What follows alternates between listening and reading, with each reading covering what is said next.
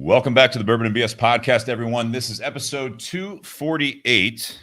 It is almost December in a few hours, and it feels like it here in Columbus, Ohio. It is cold, currently 31 degrees, so it is below freezing. Fantastic. We've got the heater, so it's good. We're breathing in some propane. It's good. We're going to have some whiskey, smoke cigars. We've got a special guest, Wes Clodfelter. How are you? I am doing well, thank you. How are you tonight? I'm great. I'm cold. Nate, are you cold? I'm warm. Oh, cool. Got the long johns on, I assume. I've got Carhartts. I got the Carhartts too. Perfect. Awesome. Comes prepared. I told Wes to dress warm. Hey, I did, but I also brought things to warm us up. That's right. So we're going to get into that here. Wes is with Watershed Distillery. You guys have, if you followed the show, you've definitely seen some Watershed products. We love this distillery. We're very, very gracious to have these gifts. And also, I mean, it's just super generous of you guys to do what you guys do and support the show. And hopefully you guys appreciate us trying to highlight you guys as well. Very much. Very exciting product. We're going to get into that here momentarily, but I do want to thank you guys before we jump in. First and foremost, we want to thank you guys that support the show, patreon.com/bourbonandbs podcast. That's where you guys can do a monthly contribution, $5, $10, or $25 tier. If you guys want to do a one-time contribution, Venmo @bourbonandbs. And you can even, if you wanted us to buy a certain bottle, even one of like the single barrels, which we're going to be talking about from Watershed, and you wanted to Venmo us that cost just so we could review it with you guys live or after the fact on the podcast. Love to have that. So we appreciate all that support and all those contributions. Also want to thank Tinder Box at Easton, Columbus, Ohio. Also, tonight we're going to be smoking the H. Upmann Anejo, which is actually a more recent release from an iconic brand, H. Upmann. So that's going to be available at the Tinder Box at Easton. So please check them out. Also, Altadis USA, who actually makes this one. And we also have a Trinidad Espiritu #2 for the second cigar of the night, also by Altadis. So thank you, Josh Bentley and all the folks at Altadis USA for the support there. And, of course, BS Cigar Company, a Columbus company as well, with the gold and silver, gold made by Plasencia and the silver made by Espinosa. And last but not least, if you guys want some swag from us, buyjack.com/bourbonandbs. I've got the black hoodie on, the BS Cigar Company hoodie. Nate's got the Bourbon and BS barrel head camo. And then also, I got a shirt on. I've got the green one. Pour one more, light up another. We'll figure this out together. The official podcast shirt. It's available on there as well as some other swag. So check that out. I think that is it for the business side of things. I think we got it. Yeah, sure. Also, guys, review, share, like, all that good stuff. We appreciate that as well. So without further ado, Wes, while you introduce yourself, I mean, you want to like kind of bartend a little bit while you talk, and then also maybe crack open. You finished there? Or you need to I'm last little bit. Yeah.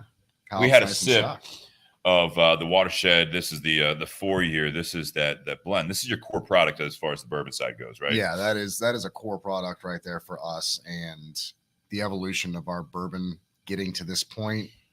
I'm extremely pleased with where it's at now. It's huge, yeah.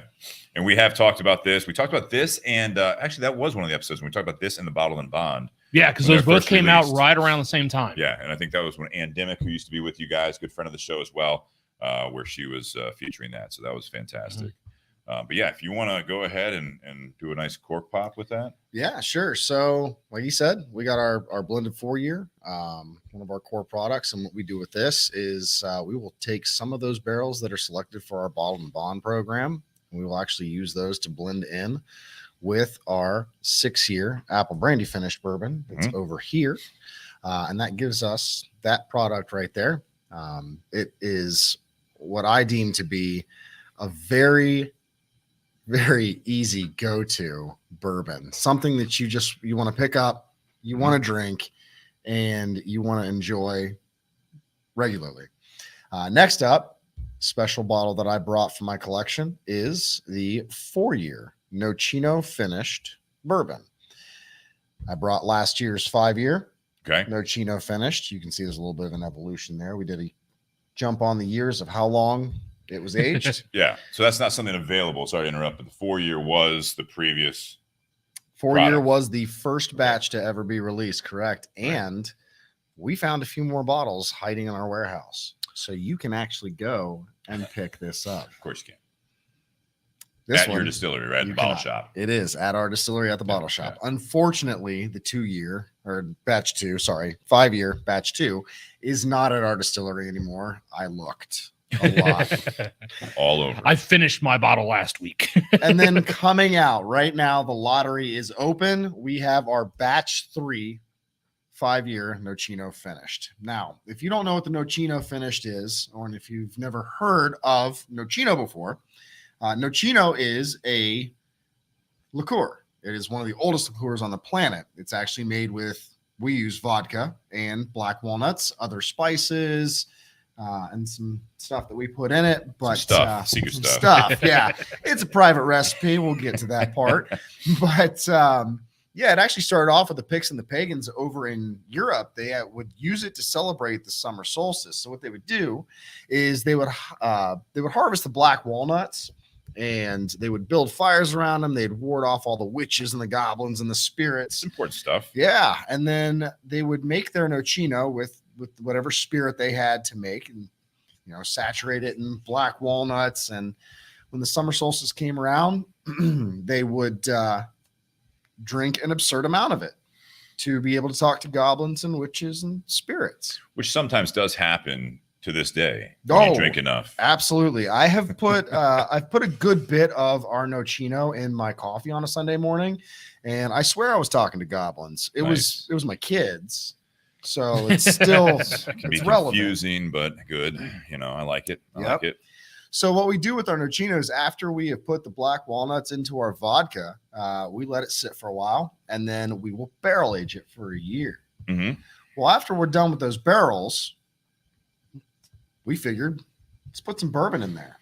Makes sense. Throw bourbon in there for a little bit, see what happens. The result was fantastic, and it's been extremely popular. I don't know if you heard about what happened with batch 1's release. Mm-mm. It was not a lottery. It was just a, hey, we've done this. It's a great story. Here's the product.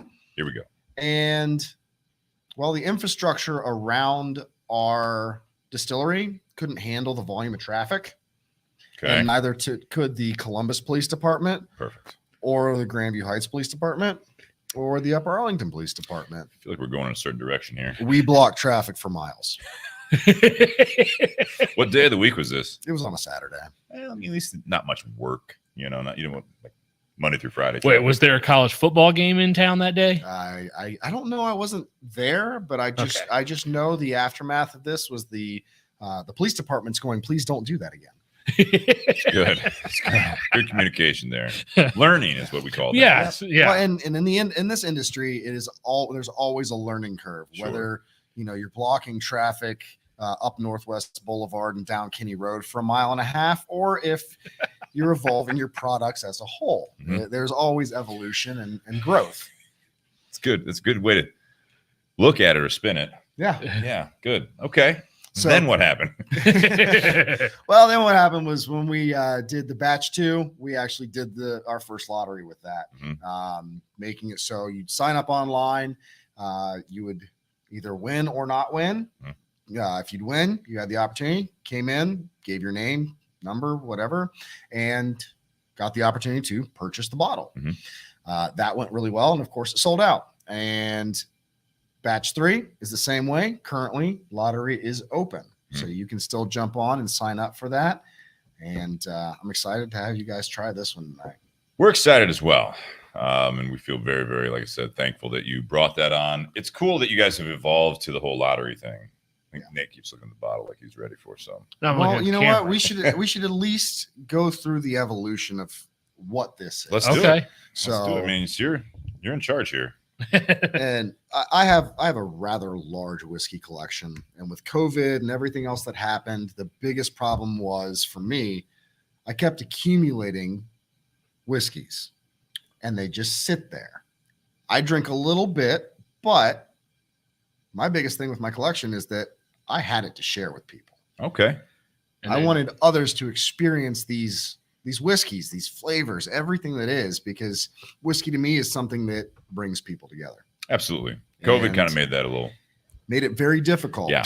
So this is one of my favorite parts, is to bring something out of my collection to share with people. Appreciate that. And this That's a good pop. batch 1, the 4 years coming in 110.2 proof.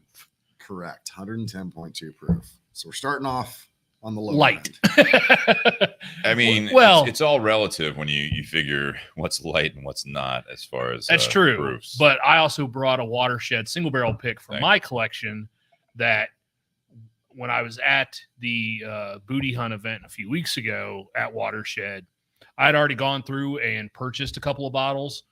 And then Wes opens a box and he's like, hey, check this out. There's only 4 bottles of this. You're going to want one because it was 142 proof. It's not light. It's not. And it's delicious. Love it. If your palate is acclimated to hazmat, it is a fantastic bottle. Well, we're Yeah. cigar smokers, so we can take the heat. Yep. All right. So, cheers. Cheers. guys. Cheers. Cheers to batch 1. Again, 4-year. Now walk us through this. I mean, this is what you do, right? This is what I do. Because correct. you also do some like the tastings for the single barrel picks and part of that program, correct? Yeah, so I work on the single barrel program. What I'll do is I will have bars, restaurants, hotels, whiskey clubs, bourbon clubs, fire departments, police departments come in. That one surprised me when I heard that. Yeah, they'll Yeah. come in and they will do barrel picks with us. And so what I do is I will walk them through the process of picking a single barrel bourbon from Watershed Distillery. After, of course, I get the chance to walk them through the whole distillery, show Yeah. them how everything is made, and let them sample one of my favorite products out of the distillery, which is our bottle and bond. It is great. And then I'll walk them through the process.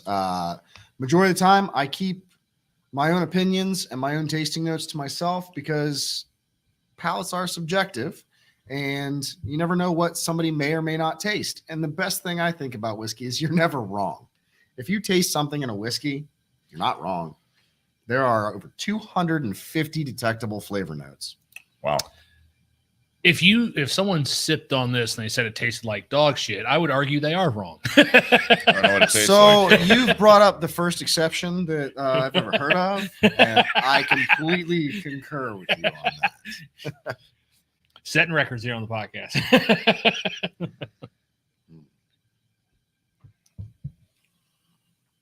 I never had this one when it came out. The batch one. I don't believe I never had batch either. 1. I don't We had think. batch 2. Yeah, I had batch. Well, yeah, like I said earlier, I finished batch 2 last week. But yeah, the reason I don't think I had the first batch is I don't think I really discovered Watershed yet at that time. Do we have a ballpark year on when that 4-year came out? Let's see. That would have been 19, 20. 20. You were with the company at that time? Yeah, because we're December 22, or we're going into December of 22. Mm-hmm. That would have been December of 20. So you do it each 20. December? Yeah. Okay. I didn't know if like COVID made you guys have to hold it off for a year or something. All right. That's, I think, one of the big reasons was how unique the product was, and being able for having people be able to drive up to our distillery, not have to get out of their car and buy that unique product is what caused the infamous traffic jam. Sure. Yeah, we had someone on here, Austin, He's who's a follower. infamous. Austin actually lives about 15 minutes north of me. Okay. And yeah, But he had said, we shut down Grandview, which is a part of, for those that aren't familiar, that's part of Columbus where they're located. It's definitely, I mean, it's so we had a sip of the 4-year product that you have, your core. I call it the core one. I don't know what you guys exactly use for the terminology there. I mean, this is amped up. It's a little warmer to me. It's got a little sweetness, and I'm trying to figure out what that sweetness is to it. It's like a more on the finish for me, and we haven't lit up our cigars yet, just because we're taking this journey, if you will. yeah. But there is to me more of like a fruit finish at the end of it. I was going to say like a raisin or prune or plum, something like that. Yeah, And I also, plum or like a dark cherry. like after I've Wes is sitting here. These guys are idiots. So I literally just had someone from Watershed message me and say, little birdie told me that they have a few bottles of batch 1 left. But no, it's interesting. Anytime I taste any of the Nocino finished products, like after the finish, like if I'm just breathing normally, I almost get a little bit of that vodka essence, like still hanging around. Really? Yeah. And then it's the same thing when I do the 6-year finishing the apple brandy barrels. Like I still taste that apple brandy minutes later, just inhale, exhale through the mouth. Okay. Wes, or what are you tasting? I mean, honestly, for me, like you said, there's no wrong answer, but I mean, correct. I feel like a couple of my immediate takeaways whenever I've tried this product was it's 110 proof. Mm-hmm. It drinks hotter for me. Really? I agree. But the reason it drinks hotter is due to the grain spice. Oh, It's sitting with a heavy. This one sits for some reason with a heavier grain spice at that 5-year mark. Yeah. Okay. Got it. And was this is utilizing like the current 4 grain, not the old 5 grain mash bill on this. It's using batch. the current 3 grain. Yeah. 3 grain. Yep. Okay. So this is still the same, because I know there was a point where you guys transitioned away from that original mash to the 3 grain you have now. Yeah, our original 5 grain mash bill is a everyday product you could pick up off the shelf. From my understanding, didn't last too many years because the 5th grain being spelt was a product that was a grain that was very hard to get enough of. And we talked about that a little bit before the podcast. Obviously, it did have a more unique, I think, flavor to it. It definitely did. Yeah. It was a from what I've heard, I love it or hate it, just like some other brands that are out there. Sure. But for me, it was a love it for me. Yeah. There is very few whiskeys that I don't like. The only one for me, if you finish a whiskey in a port wine barrel, my palate will say nope. No, thank you. Yep, that is literally the only one where You know why that is? I mean, do you not like port? I mean, I hate port wine. Well, that would be part of it. I think. Yeah, makes sense. The hate word, Yep. would not be one. Loathe. Either way, Yeah. Strong feeling towards it, which is fine. Glad you picked up on that. No, landing on pretty thick. So yeah, I mean, I get what you're saying with the spice. I went straight to the finish, I guess. I don't know why. Yeah, my second take was the length of the hug you get after you drink it. It sits there for, I'd say, a medium plus. You say hug, like you're talking that Kentucky hug type feeling right there. Yeah. Well, since it's made in Ohio, I refrain from saying. But yeah, I get where you're. All due respect. It's the Ohio embrace. Yeah. Oh wow, I love that. I'm stealing it. Thank you. That is mine. It's got a nice warm Ohio embrace. Man, that is beautiful. Yeah, you're welcome. More subtle. As you start sipping on it, though, the proof does start to sit more around 110. But that initial first drink, when your palate isn't ready, shocks going you from a 90 to a 110, it shocks you and it gives you that kind of, okay, that's hotter than I think it is. I mean, we've talked about it. We've talked about it actually with Watershed products that, with those different barrel picks that we've had and different proofs that we've had.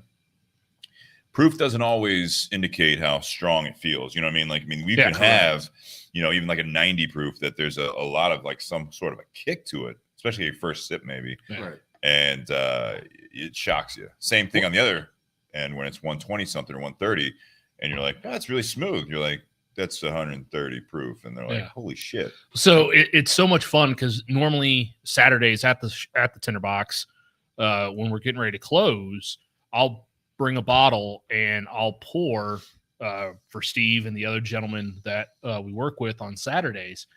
And I always play a game where they try and guess the proof.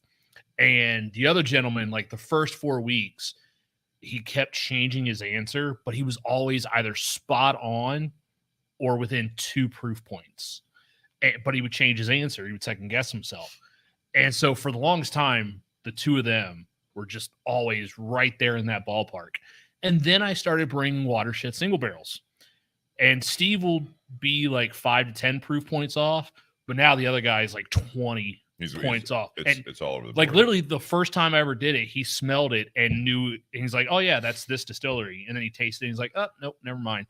But he guessed the proof dead on and then second guessed himself. Yeah. But then like the 142, he guessed 110. Some of the 120s he's guessed like 115. This one, the 6-year, I took that into the shop this past weekend, and that was the second pour that he had. And this one's 126.1, and he guessed 90.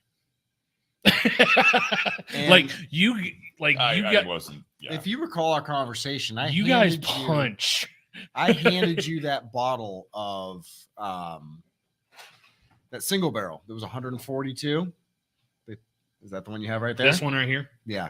So I handed you that bottle, and I was like, now, Watershed is notorious for drinking below its proof. Yeah. And you're like, no, it's not. And point proven. Because you're like Ohio Dutch apple, and I'm like, that's the exception to the rule. The Ohio Dutch apple. That was one of the OHLQ yeah. picks that we talked about. Yeah.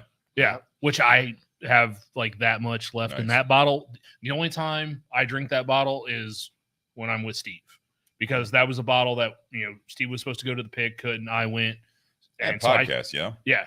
So I still have that bottle at home. There's about an inch left in the bottle, but I only drink that with Steve. Yep. What do we have next here? All right. So up next is going to be batch 2. Again, this one's out of my personal collection. It sits at 123.1 proof.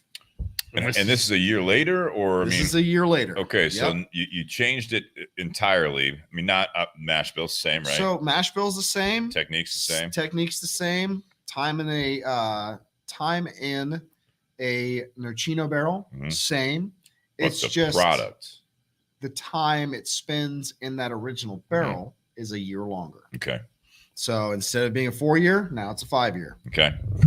So when you say that, so it was 4 years in the original barrel and then Correct. 1 year. So it's 5 years total between the two. Yep. And I'm sorry if I missed this. This is a single barrel that you picked to use in this product, correct? No, we blend. Yeah, it's a blend. Yeah, these are blends. These are all blends. Okay. But they're at barrel strength. They are at Correct. And obviously with this one, it's proofed up. You said 120 what? 123.1. So went up about 13 proof here. Yeah. Okay. And yeah, because I just finished my bottle last week, like it's still a little fresh in my memory. Sure. And it's different. And it's different. This is one of mine. It's been sitting. But it's different. It's different than batch one. You got a couple pours left there. Yeah, I got a couple, but I have a whole new bottle. No, I'm just saying for people like, I don't know how long, if it's been sitting, if you cracked it about a year ago or whatever, I mean, you're sitting open. I don't think it's sat open for longer than about 7 months. Okay.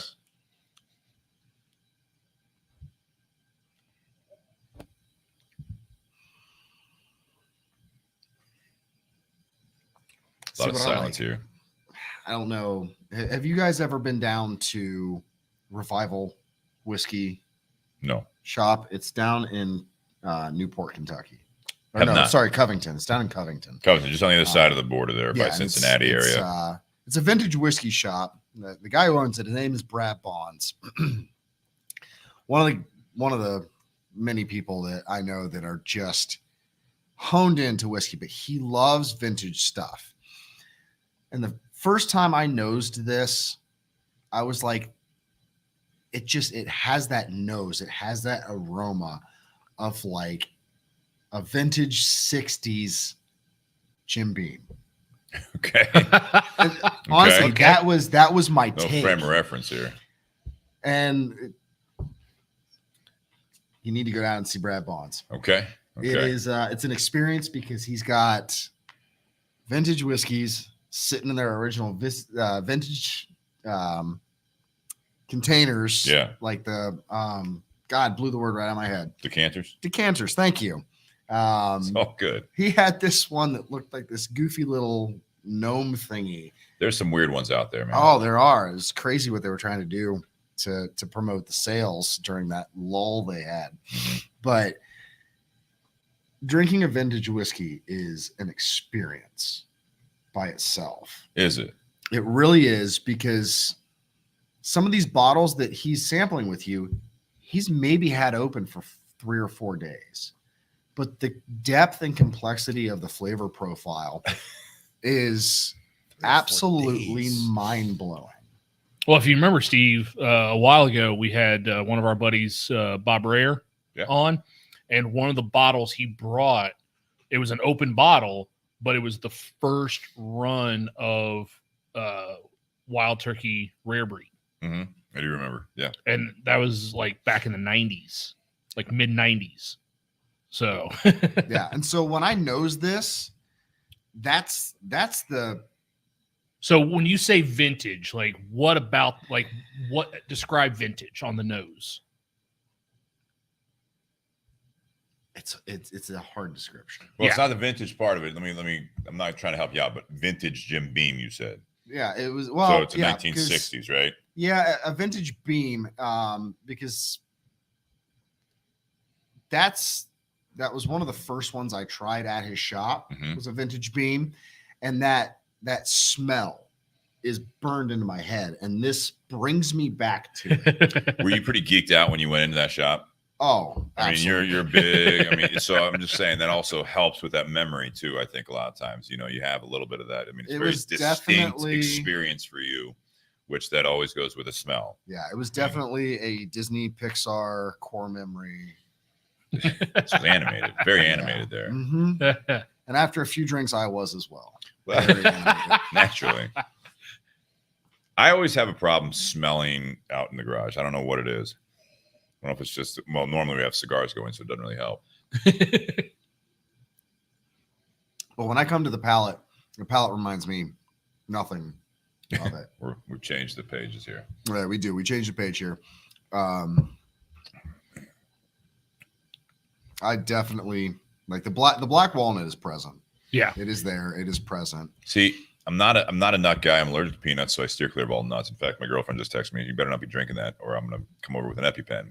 Not a problem with walnuts, especially with this product I've had. And I was nervous the first time that when Ann was with you guys, brought over the Nocino liqueur. Kind of wung it. Did you have a problem with that? Because no. The nuts are introduced after the distillation process. No. Normally, when you have somebody who has an allergy to, say, apples or tree nuts, if for our apple brandy, for instance, the guy was telling me about Ryan, one big pikey earlier, he has an allergy to apples. Okay. But he tried this product and he tried our apple brandy. Perfect. And he had absolutely no reaction because after the distillation process, everything that he's allergic to has been stripped out. Yeah.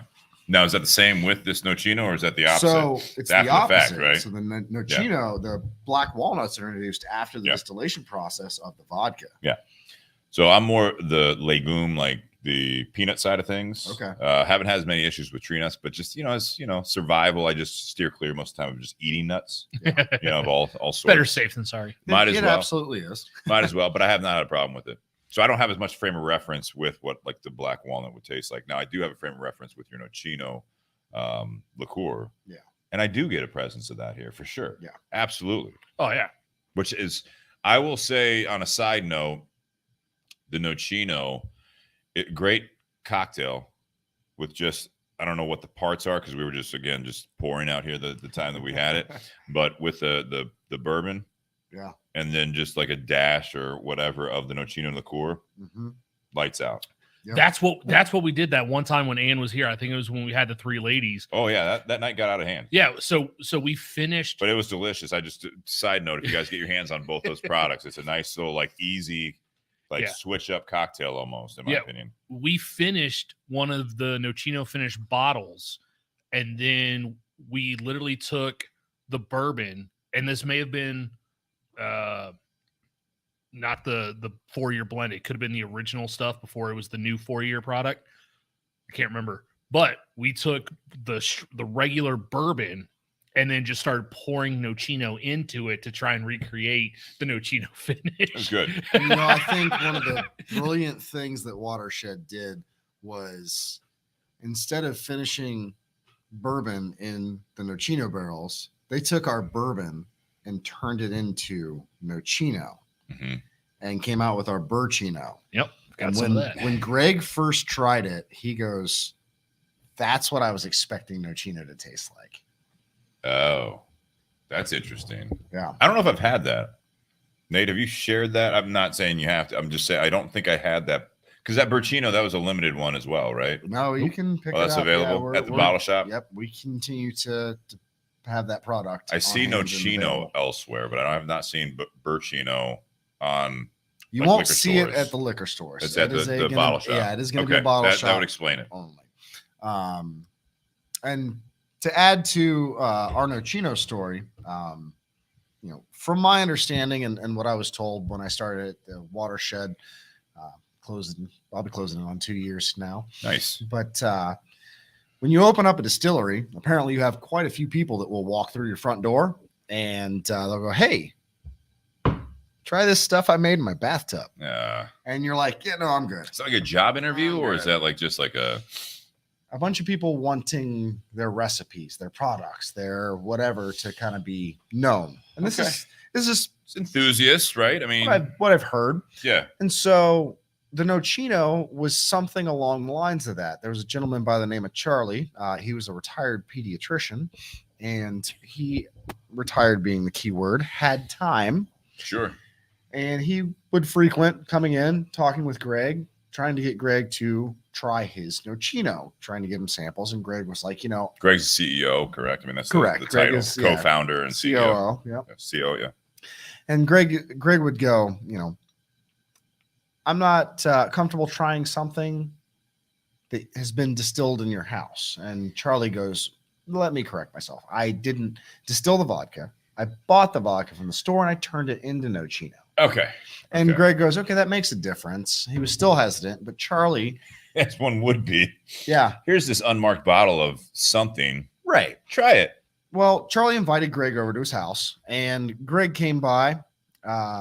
Charlie walked him through the process of how he makes his Nocino. Was making some and That's the story. Okay. Got it. showed him how to make it.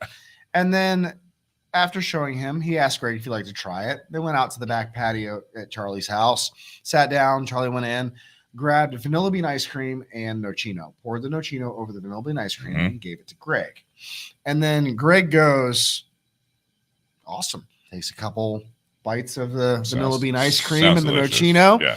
and was blown away by it. Yeah. Hadn't had a flavor profile like that. Was completely captivated by it, and was like, "Good sales pitch. How much do you want for your recipe?" And Charlie goes, "It's my family recipe. I'm not going to sell it." Yeah. And so of course Greg's like, "Okay." Big Why tears. Charlie goes, "I love your distillery. I love what you're doing. I love how you're community based. You want to give back to Ohio. I think you are the perfect distillery to make my family recipe famous. So I'd like to give you That's that amazing. recipe." That's amazing. So when you're out and you pick up a bottle of Watershed's Nocino, flip it around and look at the back side of that label, and you will see it reads at the very top, "Thanks, Charlie." That's cool. And it's all local black walnuts, correct? Yeah. I mean, so, and from my understanding, there's a very specific process on how those are harvested as well. Absolutely. So if a black walnut falls from the tree and it hits the ground, it immediately starts the oxidation process. That walnut cannot be used at that point. These black walnuts, we get them from the Ohio Nut Growers Association, and they have to harvest and pick these black walnuts off the trees like you'd pick an apple.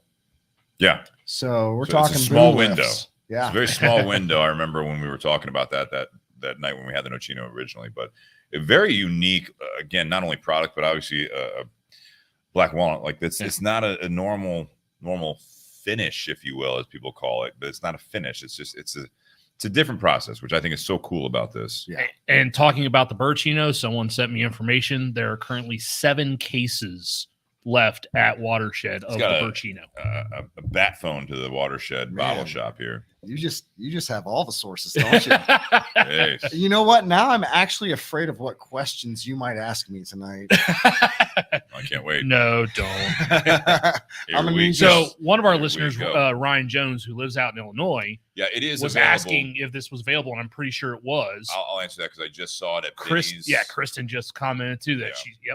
So I did not see. I don't know if any, like, obviously these are like just at the bottle shop. Obviously these lottery picks. So as it said on the banner I just took off there, is that you have to be local to pick this up. Correct. And it is a lottery thing. Now, occasionally in the Savannah, Georgia market, and very sporadic locations in Michigan, you will sometimes come across our apple brandy finished. Okay. 6 years. Okay. Because that may have been the bottle, because there was one time, I think it was beginning of this year, I went to Watershed to pick up a bottle, or no, it was the Marianne Eves bottle, the black label. Yeah. So I have a little bit of that. I went in there to pick that up, and there was a lady who travels for work, and the last time she had been in this area, someone had told her about Watershed, so she registered for that lottery, got a bottle, and then she lives in Florida. And so her and her mom had to fly up from Florida in order to be able to pick up that bottle. That is an awesome story. It's an expensive bottle already. Yes. That was an expensive bottle. That's awesome. Wow. I love hearing stuff like that. I'd never heard that. That's fantastic. I was talking to them in the bottle shop. For Ryan Jones, I don't know exactly everywhere you can get it in Illinois, but in the Chicago area, and I know he's outside the Chicago area, but at Benny's, they had, I believe, both the 4-year we have on the table and the bottled and bond available there, I believe, because those are considered, again, I keep using like core products. I think they also do carry some of the 4-Pilled gin and the vodka, probably. I did not go down those aisles, so I can't vouch for that part. Benny's does carry our products, and they do carry our products quite heavily. It's cool. Cool to see. So much so that those in the Illinois market that have a Benny's close to them, please stay tuned and keep your eyes peeled for a Watershed single barrel pick. There we go. And then also, do we know Coulter? Do you know Coulter? I do, yes. Okay, so Coulter did share that in Ann Arbor, there's Tippins in Ann Arbor has their own single barrel pick. So correct, yes. Looks like you guys are branching out states, to do something single barrel. Yep. So it's cool to see. Currently, we are in Florida, Georgia, Kentucky, Ohio, Michigan, Illinois, New York, New Jersey, and Washington, D.C. And that's with, again, your core product line. Core product. Right, yeah. That's awesome. Very cool. All right. Are we ready for the star of the show here? I am. And we're getting a fresh cork pop tonight. Let's see it. A lot of pressure on this one. Just so this one is not out of my personal collection, but it is going to be added to my personal collection. It's convenient. Nice. This was the first year they actually went with the all black cap on the top. What was it before? Before it was just clear. Okay, yep, it was just clear. So they wanted to have a little more of that black dark presence because when you look at that bottle, it is dark color. Is this darker? It's hard to see in this light, but is it darker than some of the other previous? Hold that up there. They're on par. Yeah, it's pretty close. But when you're putting it up next to our everyday product, that Nocino really comes through. And literally just had one of your coworkers message me and be like, dude, I wish I was there to be able to try this lineup. And I was like, hey, we can get you on your own episode when you guys come out with something new. So one of my coworkers? Yeah. Oh, okay. Which one? Householder. Oh, Tommy. There you go. All right, we're getting a fresh crack here. Everyone quiet. We'll give a moment of silence. Just get a little right in the mic. That's good shit. Man, it was a great cork pop. It's a nice cork pop. Great cork pop. All right, and here we go. I put it up on the screen there. The featured drink tonight is the Watershed 5-year Nocino finished bourbon. This is available right now if you're in the Ohio area or if you want to fly in, as Nate told a cool story there. The lottery is open now until, I believe, December 3rd. So you guys have just a few more days, and then the lottery will happen. They send out an email basically letting you know that you won. So if you don't hear from them, unfortunately you didn't win. Correct. If you're in the area, you don't win, reach out, talk to them. There are times where the bottles don't get picked up. Yes. And that's where we've talked about there are some lying around, as they say, right? That, in the bottle shop or in the warehouse or whatever, is that you might see some of these things. If you don't win the lottery, stay on the hunt, if you will, and see and contact Watershed Bottle Shop to see, whatever their time window is. Communicate with them. Very easy to work with, very friendly operation. And I think that I wish you all luck when you do enter the lottery, the ones that do. But if you don't, like I said, just kind of reach out and communicate with them. All right. It is a little bit different on the nose. It is a little bit What's the different proof of this one? We had the 123. It was the last one was 123.1. So this one went down to 122.2. Okay, it went down 0.9 proof. I know, it's a tragedy, right? It went down. It's about the flavor, boys. It went down 0.45%. Well, it's like what you said on the first one. It didn't, it drank different than the proof. Yeah. So we'll see what we do. All right, Wes, are you getting some nose here? What do you got? As the special guest here, I'm going to scoot this back just a little bit here. Of course, you're going to put me on the spot, the person who never talks tasting notes or flavor profiles. 100%, 110%. So that way you can influence our notes. I don't know if you noticed or not, but when I do my tastings, I'm one to swirl the glass, I let it sit, and then before I put my nose into it, I blow the glass out. And why is that? Because I want to get the ethanol out of that bulb in the glass. I don't want it to accost my nostrils. And I've not heard of that before. Stings the nostrils. So yeah, one of my friends, his name is Logan, and Logan was a tour guide for Buffalo Trace. Yeah. And then Logan went on the tasting panel at Buffalo Trace. I don't know if you know anything about the tasting panel at Buffalo Trace, but think about every product Buffalo Trace makes. Mm-hmm. You have to know those products in and out. Yeah, for sure. Blind. In Black Glencairns, you have to match them to their bottles to get on their tasting panel. So Logan tells me, let your glass sit. Mm-hmm. Let it swirl. Okay. Before you take a nose of it, blow the glass out. Get that ethanol out of there so it's not burning your nose. Then put your nose into it. That's a one-time thing, just so I'm following along here. That's a one-time, you blow that out. You don't have to do it's done now. Yep. So you say that into people are that going to keep glass. doing that. Leave your mouth open, of course. Breathe in your mouth and your nose, and start taking in those smells. Makes it a little milder, doesn't it? It does, actually. It does.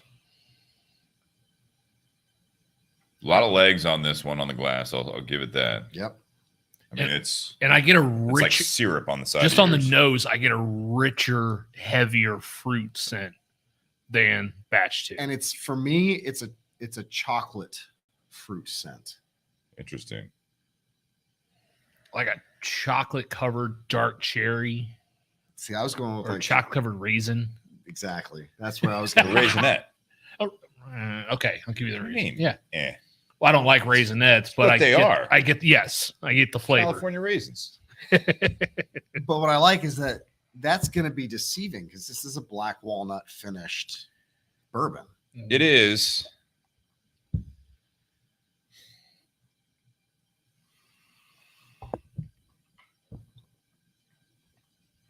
Silence because we're drinking it.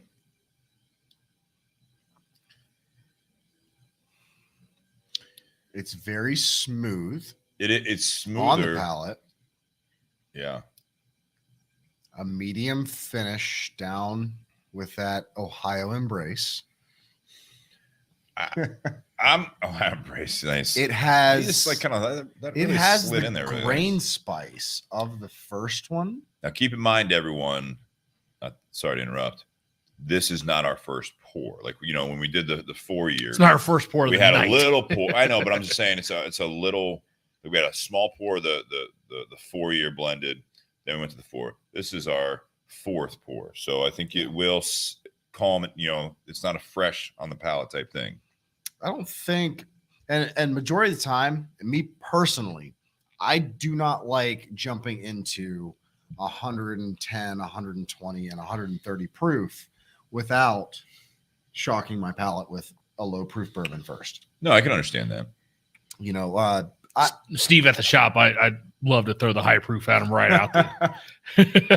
Well, a lot of times at that point, like we learned it at the Old Forester distillery, is that you know, you actually, no matter what it is, if you are trying to really get into the taste, you know, the first one, you actually swish it around and more or less you numb or blunt the nerve endings in the mouth, so that you can basically bypass all that stuff, let it settle down, and then start sipping on it. Yeah. And see, I have what I call a base bourbon. Okay. And it's the bourbon that gives me a baseline for if my palate is where it needs to be or not. Okay. For me, it's going to be a bourbon that's readily available, mm-hmm. something I can always get my hands on, so it doesn't have to change. Sure. Currently, it is Watershed's Bottle and Bond. Okay. Because I have an abundance of it. I can always get my hands on it. So if I taste that Bottle and Bond, I know what it tastes like in my head every single time. That mm-hmm. bottle always tastes the same to me. Okay. The bottles I have rotate quite frequently, so they always taste like the batch they're supposed to taste like.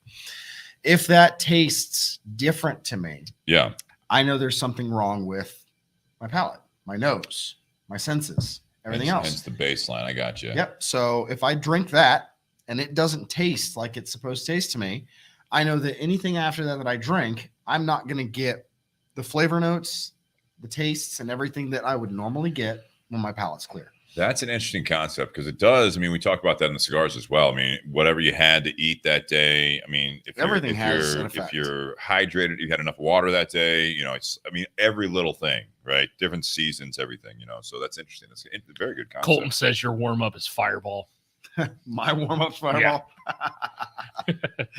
What I don't know about you guys. I don't know if it's because we're a few, you know, sips in of the different ones, but I am getting more of the Nocino liqueur flavor coming out of this. I'm getting it's warmer. I'm getting a lot more of that. I'm getting that deep grain spice that I got out of the 4-year. Did you catch that? Yeah. Like right when you get it onto your palate. It doesn't have as much of like that thicker dark fruit note up front like batch 2. It does have more, that grain of the first batch, the 40-year. Explain that to everyone. Like when you say grain spice, I mean, is that so that's like rye or bread? Yeah, a lot of people, I know. I'm just saying in a lot of reviews, and when you hear that, I don't think not many people actually use the grain spice. They go straight to it's the proof. They think it's the proof burn. Proof burn, or they'll say like it's mint, or it's like burn. that. It's that, you know, it's that almost like the really strong cinnamon or mint or whatever. So when I talk about grain spice, I'm more erring on the side of, if you look at a flavor wheel for bourbon whiskeys, you're looking more on the baking spices aspect of that. Right. And so for me, knowing that Watershed is a high rye bourbon, when I start to feel that real solid tingle from the mid to the front of my tongue, okay, I know that's rye. I know that's the rye. I know that's the grain that is making my taste buds stand on end and really get excited. Sure. And that's one of the things I love, because the minute I taste a wheated bourbon and the middle of my tongue to the back of my tongue starts to pop off and have the party, I'm like, oh, this is a wheater. And nice. people are like, oh, and I'm like, yes. Yeah. And it's all about where your mouth is actually recepting these grains, these spices, these flavors, these notes. The more you pay attention to where it's coming from and where it's hitting in your palate, the more you are apt to start to understand, like, that's wheat, that's rye, that's barley. And then you'll start to get, well, that's plum, that's the raisin, that's the chocolate, that's the we the talked caramel, about that. It's not going to come to, I think it's almost like the agreed upon. It's not, for me, what I've seen with cigars and whiskeys and everything else, that flavor wheel, there is a level of education of what, to some, I think it's like really apparent, like plum or whatever it is. But I think some people, the more you try, the more you read, the more you talk to people, the more you learn about it, you know what people are talking about. Yeah. It's not necessarily cut and dry on most people's palates. I mean, it's really very unique. But when people talk about these different baking spices, they talk about like, you know, the different fruits and stuff like that. Some of them are pretty apparent. I mean, like there are some that I think everyone's like, oh yeah, it's like really like fruity or citrus. There's a lot of like whatever, like you know.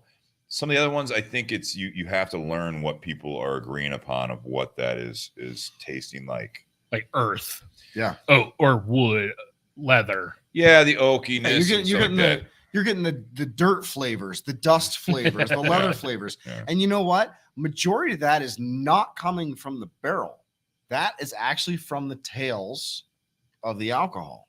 You got your heads, hearts, and your tails. Mm-hmm. The tails is your earthy, dusty, really gritty flavors.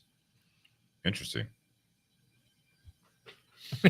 You learn it? So yeah. When you're talking like, oh, I'm getting sweet notes of like creme brulee, or you know, any of those really kind of sugary notes, that's the heads. Okay. You're getting those notes from the heads category of your alcohols. I mean, we're talking about 65 to 70% of the flavor profile in a bourbon is actually coming from the barrel.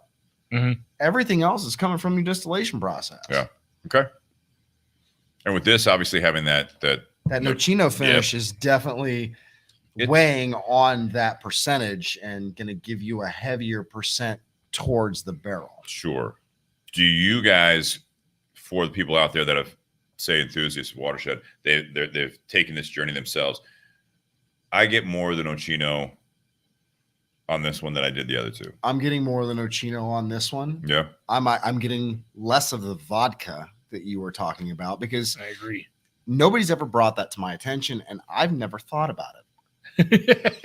But There you go. it's funny once you start to, and this is one of the reasons why I really don't talk about flavor notes when I have barrel picks come in, is because once you talk about that sort of thing, you start to indoctrinate the person into thinking that's what they're tasting when they're tasting bourbons. So we can move on to this bottle, and I can start rattling off tasting notes on this, and I'm going to indoctrinate you on thinking you're tasting that. I thought you didn't do that. And I don't, but I could. Well, I kind of think But what you did is you made me aware of it. So when I went back for a second and third sip of the 4-year and the batch 2 5-year, I had that in my head and I was looking for it, and I picked it up and I was like, he's right. So when we moved to this one, Interesting. I tried to ignore it. I tried to focus on the nose, the palate, where my tongue was tingling, where my gums were tingling on this one as well, and how the finish felt and how long the finish lasted. And then on my second and third sip, I started tasting to look for that vodka taste. And you said, and I didn't find it apparent. This is the batch 3 to me is almost like a combination of the first 2 batches. It's got that prominent grain note of batch 1, but then it's got some of those darker fruit notes of batch 2. Yeah.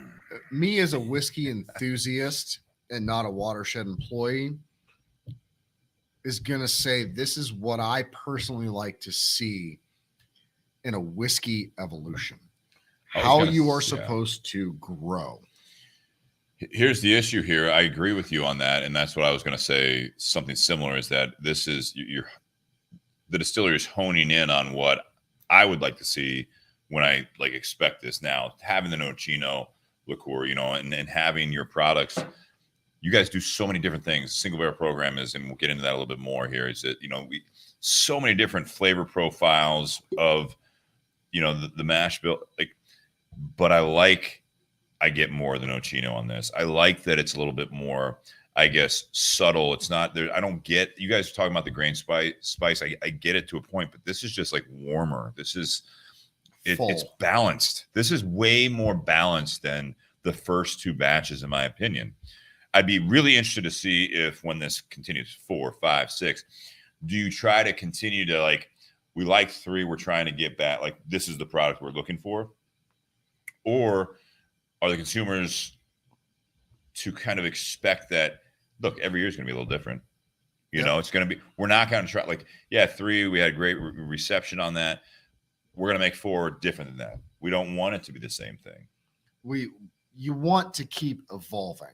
You Sure. don't want to come out with a product on its 3rd batch that tastes exactly like its 2nd batch. People already know what if you, yeah, they know what they expected. Regardless if they liked it or not, they may not go to, I want another one of those. It's batch 3. It tastes just exactly the same as batch 2. I'm going to buy that. Very few people think that way. Yeah, well, I can see that, but I also look at it as when you come out with batch 4 and I want to be able to finish batch 3 because I liked it so much and I'm going to buy batch 4, but I go in there and I buy batch 4. I crack it. I take a sip of it and I'm like, I miss batch 3. This one's totally different. We had recently on a distillery that we've talked about that they're up there actually, that each of their products, yes, it's hit or miss. Yeah. So as a consumer, this is fun, because it is a annual or whatever, like whatever the time is there.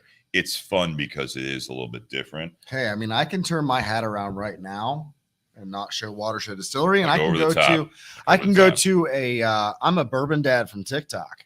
I know you are. We can do that. You can turn it around, whatever. But I mean, my point is that there is a bit of I like the evolution through the first 3.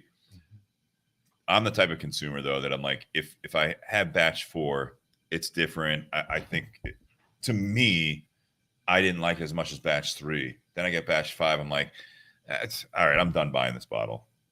You know what I mean? I'm just, and sometimes people get stuck on it. They get stuck on, that experience, right? Like, well, absolutely. I won the lottery for the first time with Watershed. It was batch 3, and now it's my favorite bottle ever. You know what I mean? Like there's a lot of things to tie into. Well, it. I think, you know what? I think that just, as we walked through the evolution of batch 1, 2, and 3, you could see we don't steer far from where we Correct. need to be. Yeah.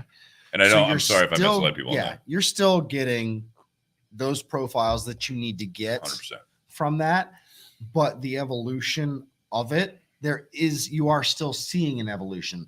The core drive and enjoyment of what the Nocino finished bourbon is there. Yeah. Well, and I think also, like when we were talking about the other bottle that we had for that from another distillery recently, like Steve and I personally, we've had multiple single barrel picks or single barrel releases from that distillery, but we've only liked a quarter of the ones that we've had. So Yeah. that's not enough for us to want to go back and keep buying single barrel releases from that distillery.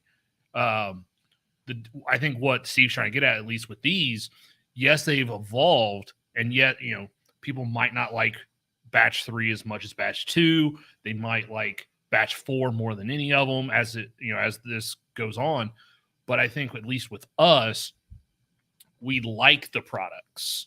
So even though the next batch might be a little bit different, because we've established a base that we enjoy this type of release, like that's something that'll keep people coming back to it, because even though it changes from year to year, it's still enjoyable. It's still likable. They may have some years they like more than others, but overall they enjoy it. And that's what's going to keep people back, because exactly at the bottom line, they like it. Don't go too far off the script. I mean, evolve is one thing, and I like, what you're saying, Wes.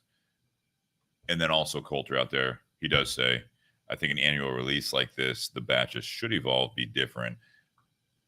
Yeah, you should have subtle differences. You should have profile. You're going differences. to. It's just the name of the game. Like that's where the single barrel program you guys do. Yeah, they taste different. Yeah, that's what it's all about. I guess for me, again, if you're going to have the same, this is the 5-year. If it turns into a 6-year, whatever you guys are doing, but like if it's 5-year Nocino, like I want to kind of know what I'm getting into, and like, yeah, I like 3 better than 4, but 4 is really good too. You know what I mean? Like at that point, but I don't want to like get 4. I'm like, and I have 3 next to it, and I'm like, the fuck, this is totally different. Like this doesn't taste anything like it. You know what I mean? Like what's going on here? And to kind of weigh on his point, I've had the opposite of where I love the everyday product that comes out of a certain distillery. Yeah. but their single barrels have been a complete miss for me. Yeah. We were talking about Amy earlier. Amy Scherzinger, McClellan's Pub. She was on recently. Yeah. Yeah. So she does barrel picks. Mm-hmm. She brought an Old Forester one that she just did. And it was 133 proof. Yeah. Me as a whiskey enthusiast, beautiful pick. It was. That was a good. great We liked bottle. it. If you guys want to listen back. Amy's had 2 Weller foolproof picks. What'd you think of those two? I can't believe she did better the second time than she did the first time. She did so well the first time. So that's interesting. Well, not to stay on this point, but when I went in there so she brought the first one on the podcast. Yeah. And we talked about a lot of that, and it was like great bottle. Yeah. Great pick. I went in to McClellan's and she had pick number 2, and I took a sip of it. And to my recollection, it was spicier. It was, I'm trying to remember. I just looked at her. I was like, well, that's different. And it was different. And she said, I didn't want to do the same thing. Yeah. So she intentionally picked it differently. Yeah. That I get.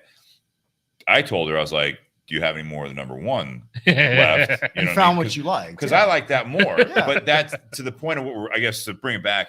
Palate is subjective. Single barrel is, palate is subjective, what you like and what you don't like. But the single barrel side of it truly can be so different. So different. Very different.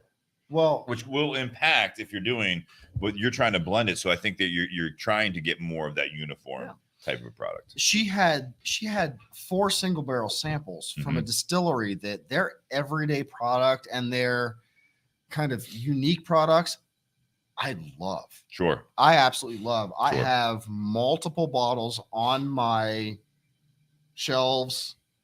You know, I have well into the couple hundreds of bottles. No one likes a bragger.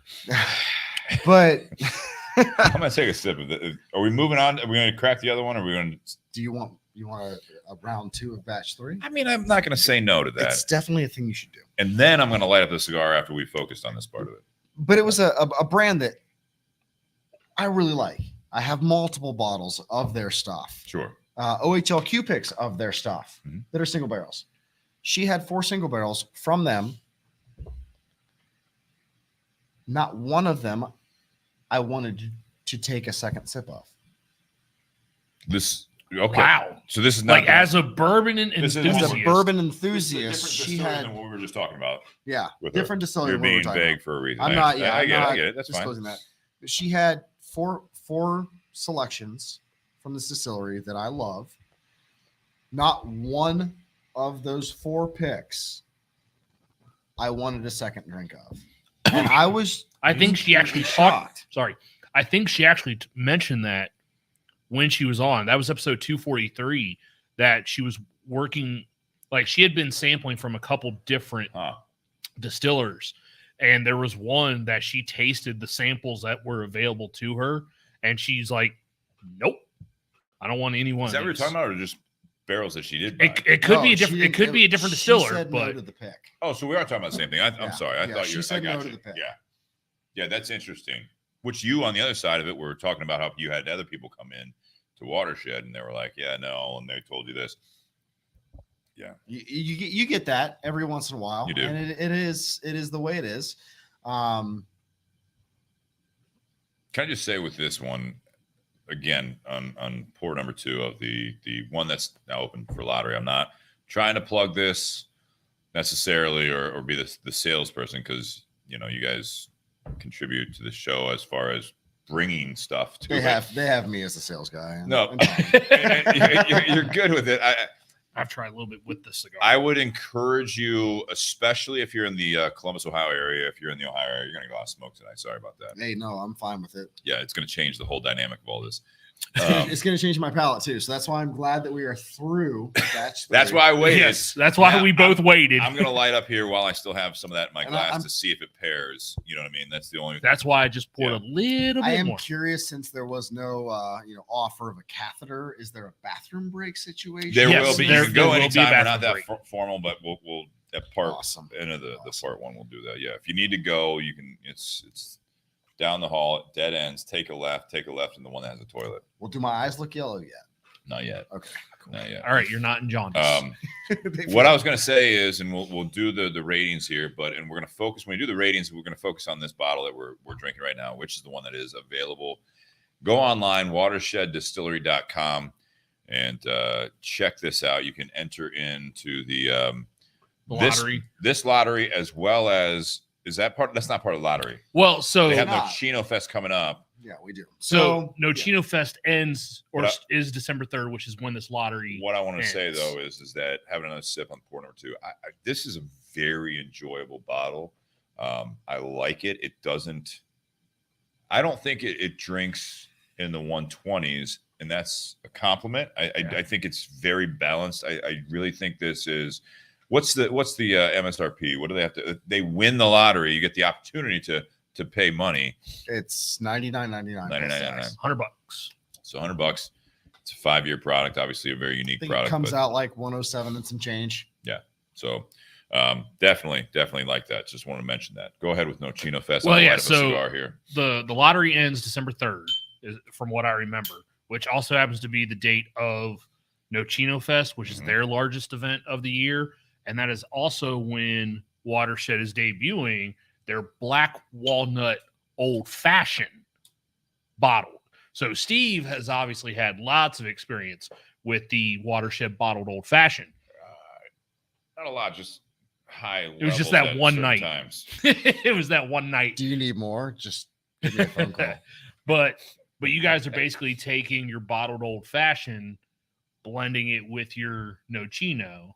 Correct. And that's going to be a new product. Also, that will be debuting this Saturday, December 3rd, at Watershed Distillery. Correct. And I will be there. So come say hi to me. I might show up. I don't have to work till 2 o'clock. What time does that start? Day. What time do you guys open on Saturday if they want to get down there? Do we know? You know when you have to be there, but I know when I have to be there. And honestly, I've been off since the day before Thanksgiving. Nice. I kind of clocked out on all that stuff. Lottery closes for this bottle December 7th. You getting your inside December track there? 7th. Yes. Oh, it's December 7th? Oh, then we are seeing December 3rd on that. You know, don't mind the banner there. It's December 7th. Unfortunately, that's cool. It's close enough to take that Go ahead. break. Go so ahead. You said left. Just keep going left. Go in. And then the first door on the left. Yeah. Left, pet the dog. No, don't touch the dog. He's going to bark anyways. Don't go in that room. There's an open door with a toilet. Don't. Yeah, he's in a crate, so he's. Oh, buddy. He's going to be screaming his head off. So for clarity, God damn it. Lottery ends or closes December 7th. Well, I'm okay with that because they'll pick the winners December 8th, and then you can start picking up your bottles December 9th. Well, when we put this out there tomorrow, hopefully people see it, and I'll put it in the description that it's actually the 7th, but hopefully it'll put people on the ball, and they're going to get on that online real quick. Yeah, I thought it was the 3rd as well, so we both misremembered. It's all right. It's all right. Let's talk about this cigar. Let's talk about this cigar while Wes is in there. We've got the H. Upmann and Anejo, very iconic brand. This is something that, H. Upmann is owned by Altadis now, the brand. This is a classic Cuban blend on there, or brand, excuse me. 1844 is on the band. So that is when that company first hit. So they have that likeness. The Anejo it's new. 2020. Oh, really? Yeah. Okay. This is not the newest, but newer. Correct. This is coming out of Honduras. This is something that I think is unique. Do you recall anything about this blend? I do not, because it wasn't until earlier this year that Tinder Box even picked it up. We originally picked it up earlier than that, and then it went away, and then we brought it back. Okay. This is an Ecuadorian Habano wrapper. It's got filler from Nicaragua, Honduras, and Dominican Republic. The binder is Pennsylvania broadleaf. Oh, that is unique. It is unique. And I have liked this cigar. I think it's rich. I think it's very hearty. They've been utilizing the H. Upmann brand to bring out some things from AJ Fernandez, which has been great. We featured the heritage at some point. That was earlier this year. with Travis and Josh. Yeah. And the Nicaragua it's on back order now. You can't get it. The Nicaragua H. Upmann with the blue band, that's a solid seller. The original AJ or the Upmann H. by Upmann AJ Nicaragua by AJ Fernandez is on back order. It's hard to find right now. Okay. The Heritage is the one that is available. I love that one. It's amazing. That is as of right now, that is my favorite new cigar of 2022. Yeah, so this is a very unique blend, which I think is great to see because, again, I mean, Pennsylvania broadleaf is starting to pick up and be utilized in different cigars, but with this one, it's kind of a subtle. That new Drew Estate collaboration with Metallica, the M81. It's in the binder. Yeah. No, I thought it was San Andreas, and we'll hopefully feature that. That's right. It was Pennsylvania in the filler. Yeah, it's San Andreas, and then So, anyways, this one again, it's coming in at your typical H. Upmann price point, 8 to 10, 11, depending on where you're at, what state you're in. Sometimes 12. This is the Robusto. We just lit it up, and again, for those that watch the show, a lot of times we do both normally, but we had this kind of progression that we wanted to get to the featured product, so we waited on that. So we're just lighting it up. Nate, what do you think of the cigar? I think I've only smoked this cigar once before. Okay. And I think the only size that the Tinder Box had at the time was a 60, a 6x60. So I wasn't a huge fan of it. I definitely like it more in this classic Robusto size. Sure. I like the flavor of that Ecuadorian Habano wrapper. And so when you put it in too big of a ring gauge, for me, it just loses the flavor of what really makes this cigar a good smoke, because that flavor kind of gets muted by having more filler tobacco in there. Yeah, I'd agree with that. So coming down into this smaller 50 ring gauge, you get more flavor from that Ecuadorian Habano, which is one of my favorite wrappers to put on a cigar. And it's not Habano in general. It's not the prettiest wrapper leaf. But it looks like an Upmann. It does. Like they're not trying to be, like they are not trying to give the impression that they are a $30 cigar. Like this and when I say it's not good looking, I mean it's not bad. It's just a little bit, There's a little bit of veins. There's a little bit of. It's not a pretty wrapper leaf. It's a fucking cigar. Agreed. Agree in this one. But I mean, but it just, because of the colors of the band, how it's got that like muted gold and that brown on there. Sure. And then with that wrapper being a little bit rough looking, not like potholes, in Michigan or the brick streets through German Village, not that rough. But just having that, it's not the smoothest wrapper. It's got a little velvety texture to it. Mm-hmm.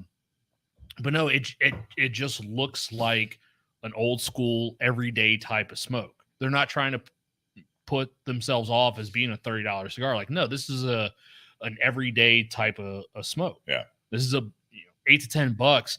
Nowadays, that's below average. It is, and that's what's nice about it.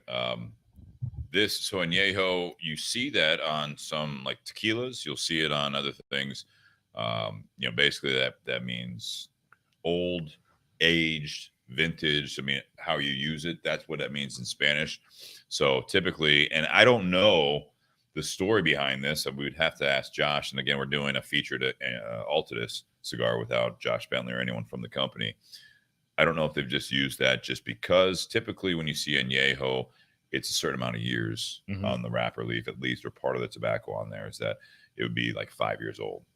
Anejo, in tequila, you're looking at, I think it's 12 to 18 months usually in the bourbon barrels, extra Añejos beyond that. So Anejo just means aged. So old, if you will. And H. Upmann is an old cigar name as well. But I picked this tonight because I knew we were doing some stronger proof stuff tonight. I didn't want to go too light. I thought this would be something that we haven't done before.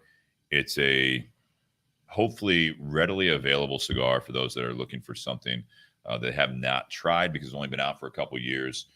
But it's something that I think that you would be able to pair up with something that is very flavorful from what I remember from the different releases that you guys had going into this. Just to put it in perspective, I have very rarely walked into a conversation after feeling a few pounds lighter where I felt like everybody was speaking a foreign language. So when we say stuff like Ecuadorian Habano and Yeah. I am openly not a cigar guy. Sure. Just because I've never actually attempted to get into cigars and train my palate. that's fine. I borrowed my buddy's Subaru to get down here tonight, and I found this menthol hide vape in the center console. Perfect. That would go. So that's what I'm going to rock with tonight. Perfect. If every Subaru has to have a vape inside of it. I think it's standard now. Yeah, I think they come with them. Yeah, for sure. At least a jewel pop. So when we say Habano is a seed strain of tobacco. Okay. When you say Grown in Ecuador. when you say Ecuadorian Habano, so that seed was grown in Ecuador. So the wrapper, that's the outermost part of this cigar. Inside you have the filler. So that's what you see right there. Yeah. So that's going to be Nicaraguan, Dominican, and Honduran. Correct. On this one. So it's a blend, right? It's like a recipe. It's like a mash bill, right? So those are the leaves they put together. I like that. There you go. I like that. And then in order to kind of hold that all together, that's where they use Pennsylvania broadleaf. So broadleaf is another strain of tobacco, but this one was grown in Pennsylvania. Oh, okay. And that's what kind of holds it together. They put that in what's called a mold to give the cigar its shape. And they press it down so that way all the tobacco forms the shape that they're looking for. Yeah. Then they'll put on that final wrapper. And that final wrapper has to have the right color, the right look. You don't want blemishes. Typically in a handmade... But you don't mind the veiny... No, not usually. Because it is a leaf. There's going to be veins in it. That's just how nature works. Yeah. But typically in any premium handmade cigar, that wrapper leaf is going to cost more than all the other tobacco in that cigar combined. Wow. Because it's harder to get the tobacco leaf for wrapper purposes. Because of the blemishes, Picard is a plant. It's grown in a field. It deals with all that. So it is some of the more choice leaves. So that's what you see. You don't want high quality. You don't want to see like a bunch of spots on, and you'll see sunspots sometimes, but you don't want to see like it's just all different colors and it's unattractive, right? So that's part of that is that you're buying the got attacked by a caterpillar. So typically in a yield, when they hang those plants and then they sort them, typically depending on how the curing barns are, you're going to get between 20 and 30% of the tobacco leaves quality enough to use for wrapper. Wow. There you go. That's impressive. Yeah. But again, you one leaf versus the filler and everything else, but it is like a recipe. You change the wrapper, you change the binder. There are times, some companies will use on blends double binder. So that'll be 2 binder leaves. Change one of those out. You change one filler leaf, whether it even be the same seed, same farm, everything, but you go from the bottom of the plant to the middle of the plant, top of that is the strength because the sun, going back to the farming side of it, it'll change the whole recipe. It really will. And it's interesting because out of all the times I've been surrounded by cigar smoke, I can tell a little bit of a difference. Okay. From some of the cigars I've been around. But when I smoke a cigar, it's almost like my palate gives that blank flavor note, of just tobacco, smoke, and tobacco. Well, I mean, I've drank whiskey for many years. I've smoked cigars for many years. When I first started drinking wines, my palate was the same way. Wine just tasted, it either tasted generic. It either tasted like grape juice or it tasted like stomach acid, depending on what type of wine I was drinking. That was it. But just that very acidic. But as I started to drink more of those, my palate developed to that the same way my palate developed for tasting whiskey, the same way it developed for tasting cigars. Yeah. But initially, yes, when I would drink a wine, it was I couldn't stand it unless it was something like a really sweet Riesling. Right. And see, my whiskey journey is probably one of the most unique and different from most people. Yeah. You started out as a bourbon TikToker? Is that correct? So I started off my face in front of people as a bourbon TikToker, yes, and I got a job at Watershed from TikTok. Nice. Thanks to one of your special Ann. guests, Pandemic. Oh yeah, I'll tell you what, Ann brags about you. You know what? There are times I talk to Ann. Yeah, she absolutely brags about you. She is. She's an incredible person.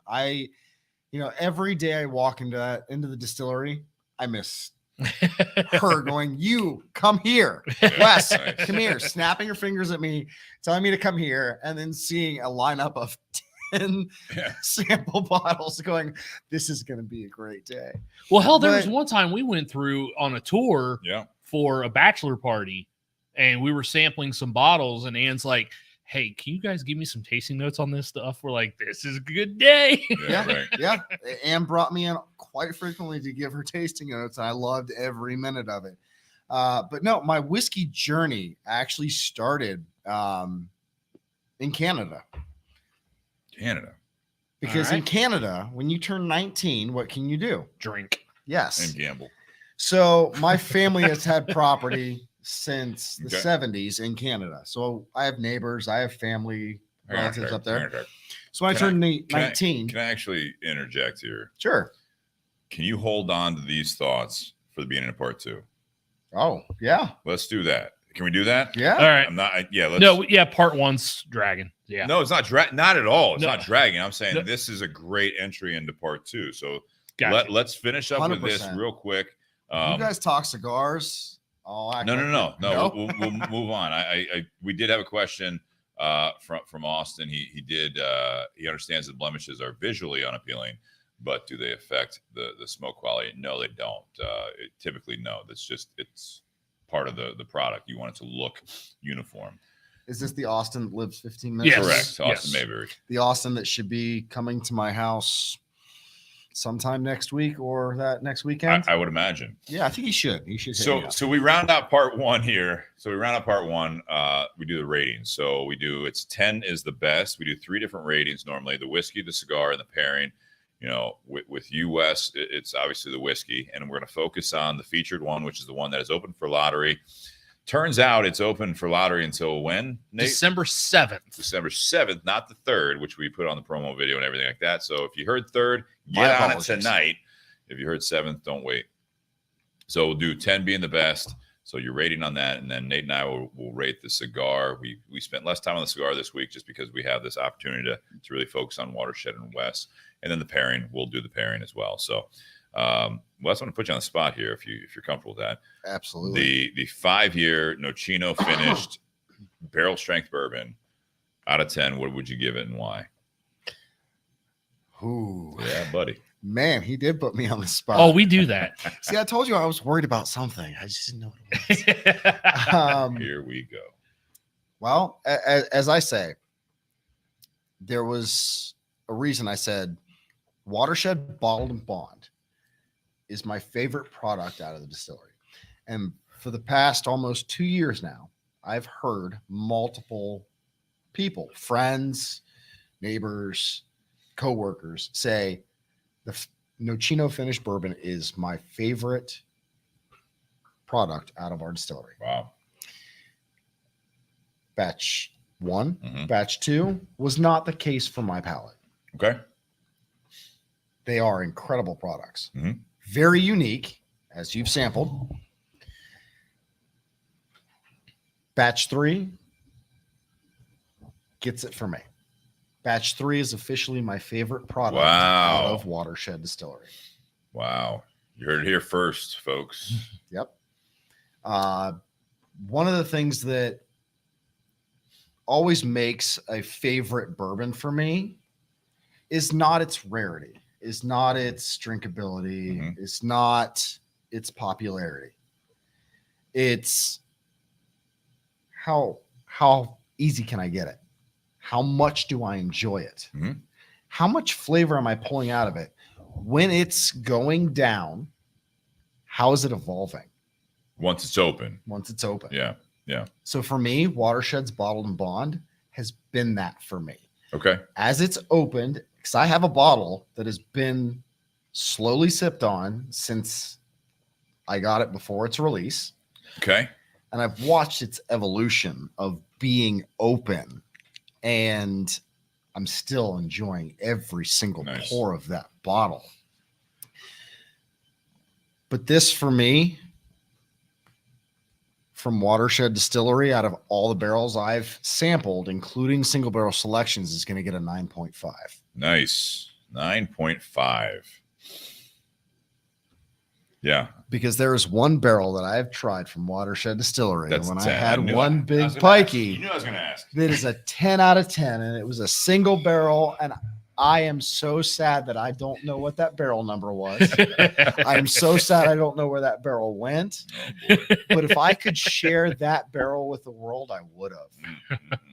There's something that happens in our rick house warehouse that I haven't tasted anywhere else, and it's unique. Like, I want And to put it right in that same spot. Even Aaron Harris said he wished he knew what it was about our rick house that gave something to our bourbon, because he'd love to have that little bit of magic. But 9.5, that's a strong rating. Yeah. It is a strong rating. So, and again, this is the lottery's open right now, so hopefully you guys take advantage of that. Nate, what about you? Let's start with the bottle here.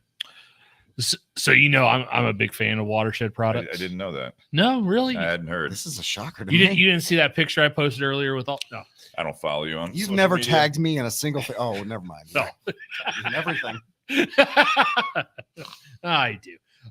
No, I'm really glad that you brought batch 1 and 2, because it makes me understand batch 3 better. Like I said earlier, for me, batch 3 is almost a combination of 1 and 2. The grain notes of batch 1, the heavy fruit notes of batch 2. But when I first took a sip of batch 3, the fruit notes that I really enjoyed in batch 2 were amped up. So for me, like, batch 3 is better than the first 2. Mm-hmm. So for me, batch 3 is a solid 9. Like, it's very, very rare that I go higher than 9 on bottles. Like, at one point, my nickname used to be the Russian Judge. Right? Yeah, because bottles that everyone else was giving like 8s or 9s, I'm at like a 7 on. But Hard no critic. I usually am. Sometimes, yeah. But I mean, also, like, I'm glad I'm in the lottery. I hope that I win the chance to purchase a bottle, because I absolutely, if given the opportunity, would buy a bottle of this, even at $100. I love this product. I love, when you guys do the 6-year finish in apple brandies. I love a lot of the single barrels that you guys do. But again, kind of what you alluded to, it starts with the base product. The base 4-year, the bottled and bond, like, that's the benchmark. And then you see where things go from there. Sure. And I love, my wife, who's not much of a spirit drinker, because she doesn't like that alcohol forward flavor that she gets from a lot of spirits, whether it be a whiskey or a vodka or anything. She loves the Nocino because it doesn't taste like alcohol. And so what's great about these products is it's a bourbon that doesn't taste like your normal bourbon.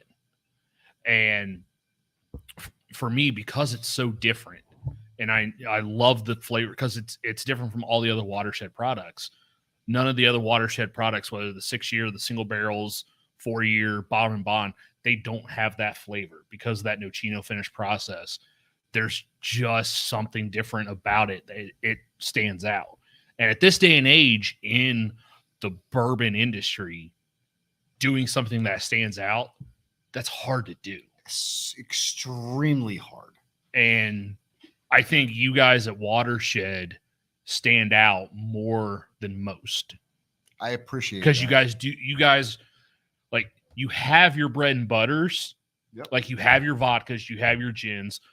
As you said earlier before the podcast, that's what pays the bills. Absolutely. But then with everything, you're not resting on your laurels. You're still pushing the envelope to do things different and come out with something different that people will appreciate. And things that other Ohio companies aren't doing. We're pushing. We are. Well, that almost goes without saying because most of the bourbon industry is not doing what you guys are doing, let alone just the other distilleries in Ohio. That tracks. So the bottle's a solid 9 for me. The cigar. I was like, after all that, like, where are we at with the rating? No, I said that earlier. All right. I did say that. And my rating is solely based out of Watershed products that I have had. Okay, that's fair. That's all right. We had someone who worked for a cigar company rate that company's own cigar a 6 before on the podcast. So wow, you're okay. Okay, It's all about honesty. It's all about honesty. You got to be honest about it. The cigar. So there's a comment for you there. Actually, I should rate the cigar. Right The cigar smell for me If you is can see that. delightful. it took us a while. See on the screen there. Tommy from Watershed. Sounds like he's right in line with you.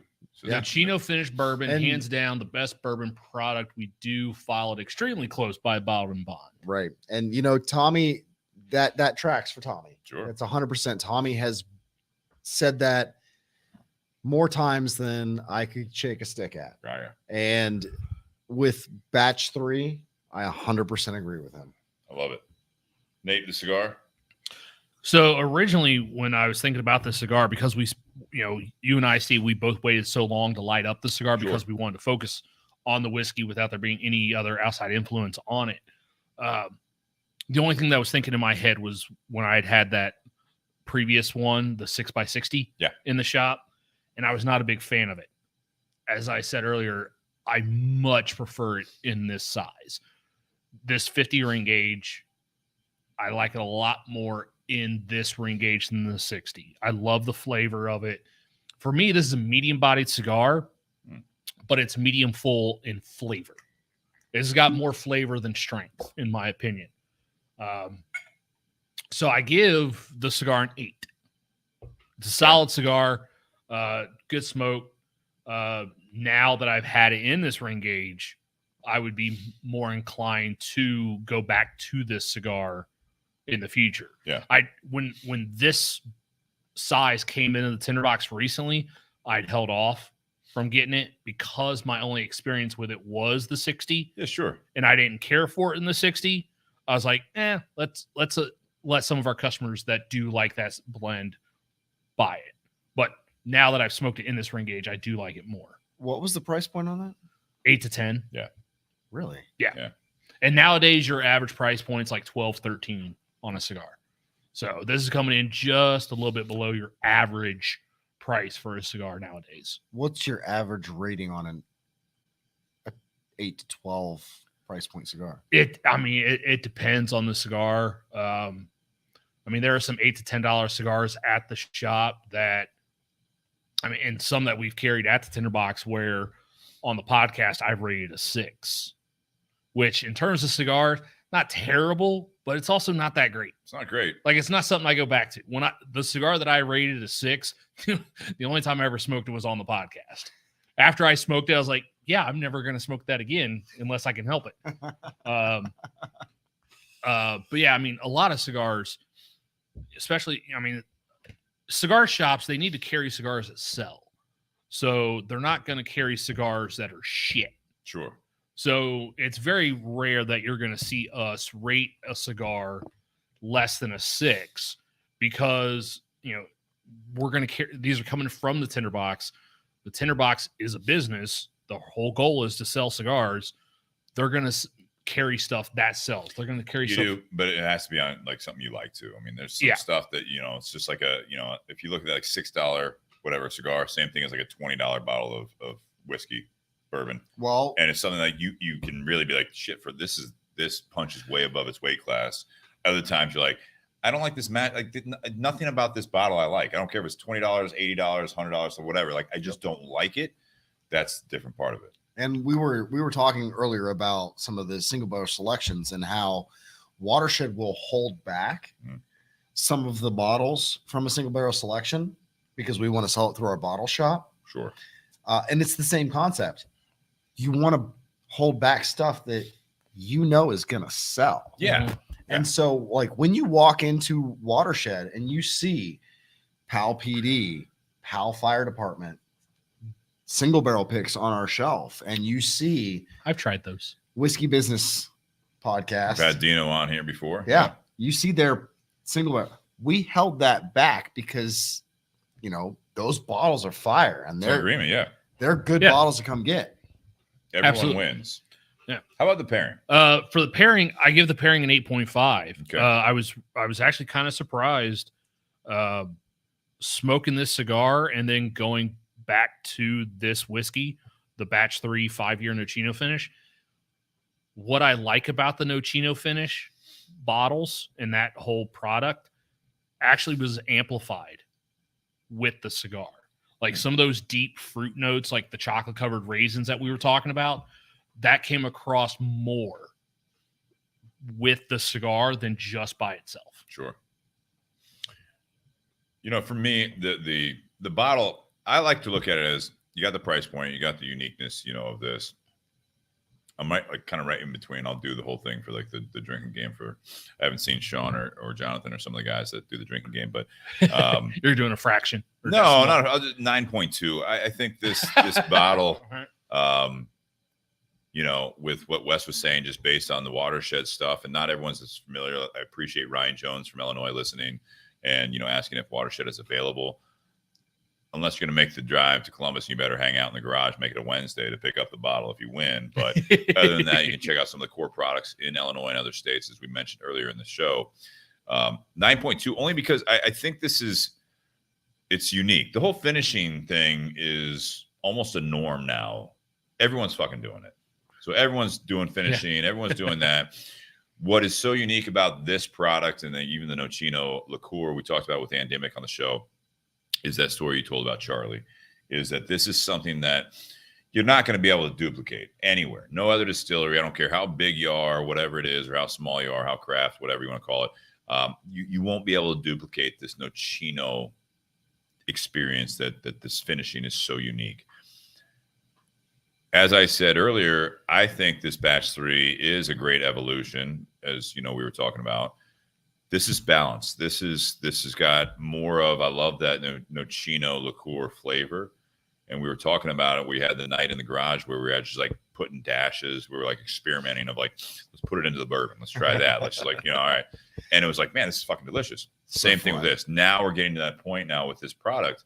It's a shame that it's limited, because I think the balance of this could be something that if you guys were able to, it's a batch. And I think I saw Amy actually on here, not Amy Scherzinger, but Amy Jones. Yeah. 6 barrels were actually blended for this whiskey product. Yeah. And Dimmick had asked the question, how many barrels? It's tough to she did. And Amy was, full disclosure, 6 barrels. So this is tough to make a regular product because of that. It's a very small batch to blend with. Yeah. It's tough to duplicate. But if you start, I mean, with you guys knowing what you guys know, you can start honing in on some sort of consistency for at least an annual release, which is cool to see. But I mean, yeah, I think it's unique. I think this is something that if you like finished bourbons, even if you don't, this is unique enough that you don't know if you're going to like this or not unless you try it, in my opinion. I truly think that. And I think that you've heard it here. I think we all like this. Yeah, we're Watershed fans on the show. But just like we were talking about before we went on air, I wasn't a huge fan of the original bourbon because it was so different. You're going to love it or hate it. This is something that is very enjoyable. It's warm. It's nice. Honestly, that's not the first time that I've heard that. Sure. From someone. And wasn't a shocker. No. Because again, I will reference Willet. Yeah, Their you said pot Willet still. Pot still, yeah. I love Willet Pot still. I do too. But as I've come to find out with my social media presence, Willet Pot Still is a 50-50 bourbon. 50% people like it, 50% of the people hate it.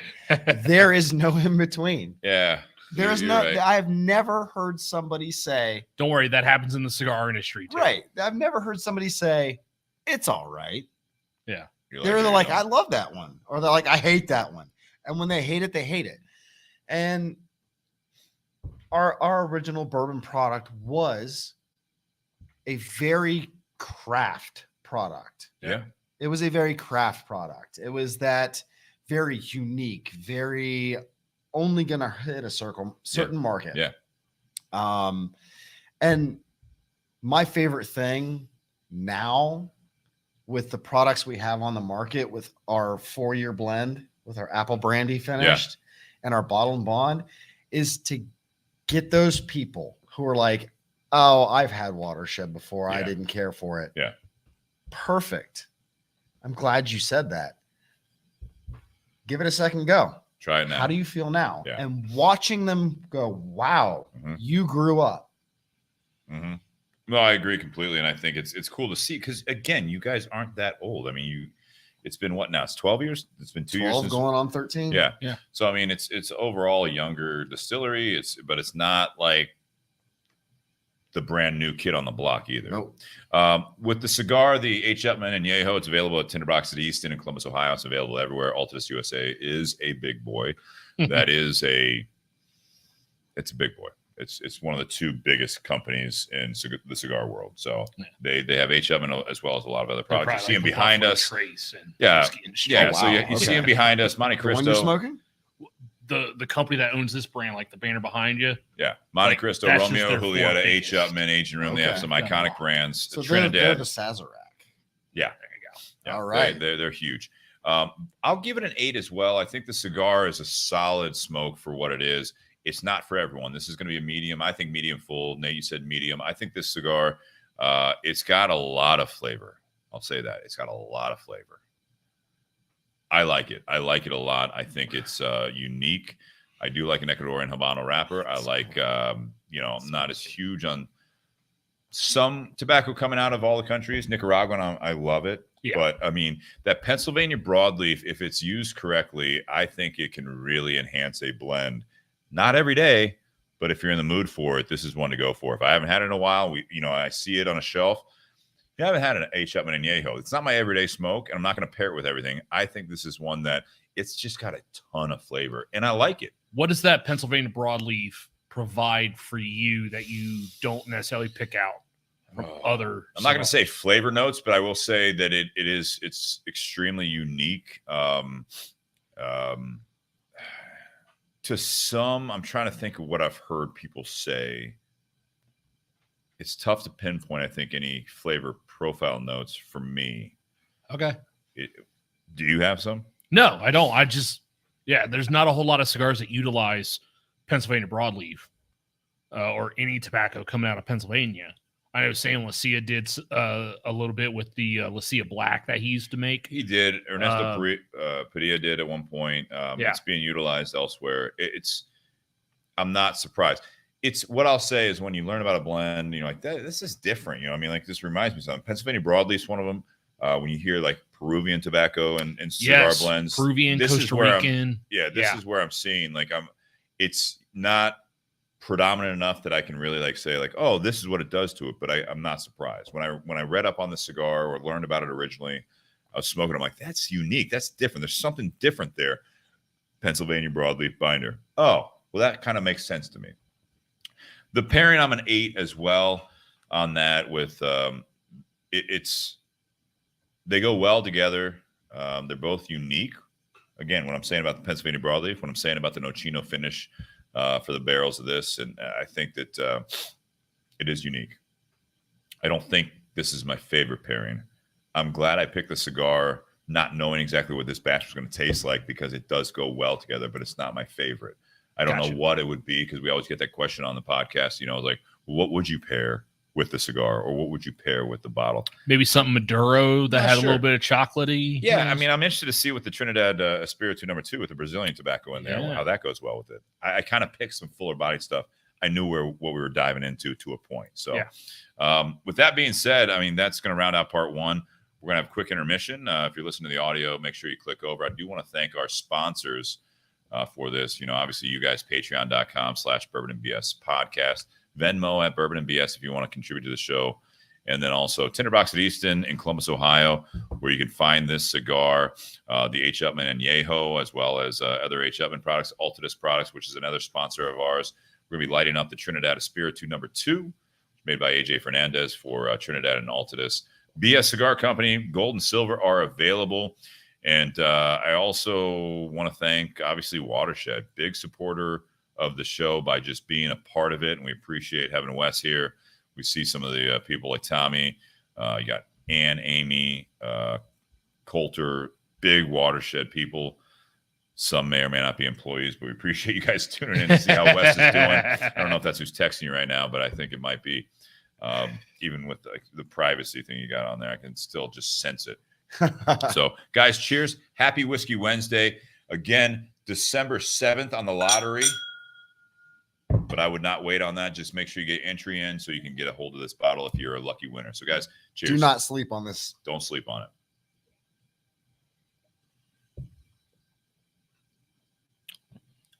We stay live while we do this intermission, just so you know. It's just one feed. Cool. No worries. I'm going to take a quick I'm break good. and say, you're good? So while Steve takes a little break for the intermission, so I brought some of the other Watershed bottles that I have at home. What I just poured into my glass, because I didn't necessarily want to just keep pounding batch 3 that Wes was gracious enough to bring. But you're welcome to. So, okay, I'll do that part 2. So earlier this month, Watershed did release a couple of new products, and they were both wine barrel finished Watershed bourbon. The one that I have is the one that was finished in Pinot Noir barrels coming out of California. What really surprised me about this was to learn the age on it.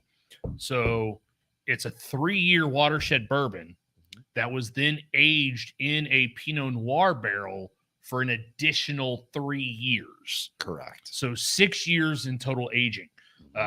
That's what this one right here is. When I went to the Watershed Booty Hunt event, there was this bottle available. There was also the one that was finished in red Zinfandel wine barrels, and I picked that up for Steve. So that way we both have each of those finished products, and we could taste them side by side or by themselves. And it's so funny, and I give credit to Amy at Watershed because originally she gave me my bag and it had the red Zin finished, and she was asking me what kind of wines, if any, that I typically drink, and I told her what I normally drink. And so she's like, oh, let me grab the Pinot one for you instead, because she knows her stuff. Apparently, I had never met Amy before, and so she had originally given me the red Zin, and I told her I typically drink Cab Savs, and she's like, oh, let me give you the Pinot Noir finished bottle first. Let me give you that one. She knows like, what okay. she's doing. And so I tasted it and I liked it. And then when I went to the event, Steve had me pick up the red Zin bottle for him, and we sampled that and this one side by side. It was so funny. Sure enough, I like the Pinot finished product more than the red Zin, but Steve likes the red Zin more. And so Amy nailed it on that when it came to giving me this bottle, or us, I should say, giving us this bottle. She hit it on the head because she picked based on what I like. Two of the other bottles that I brought with me, I won't necessarily pull them out. So apparently at Watershed, you guys had a little bit of an in-house contest. You had the back of the house and the front of the house. You're going to have to pull them out. Easy how you say that on the show. Not that bottle. Wow. Just saying. Yep. It's audio also after the fact. You have Talking about bourbon bottles. So you have back I of the don't know what I house. missed when I went inside. So you have back of the house, which is the kitchen staff. Correct. Yes. They did a single barrel pick, and they called it Kitchen Chuggies. And that's coming in at 126.4 proof. Fire. So right in there with a lot of the Watershed single barrels. And that's this one here, which if you can see on camera, I have been very generous in sharing with some of my coworkers at the Tinder Box. Did it drink its proof, Nate? No. That's what's so There you go. amazing about Shocker. Watershed products. They always drink less, for the most part. I shouldn't say always. For the most part, they drink less than their proof. And then the other one is the front of the house. So front of the house would be like the Bartenders, restaurant, wait bartenders, staff. Yeah. restaurant.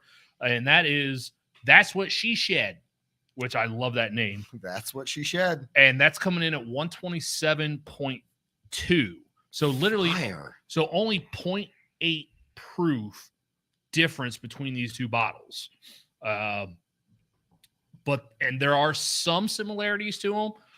There's also some differences to them.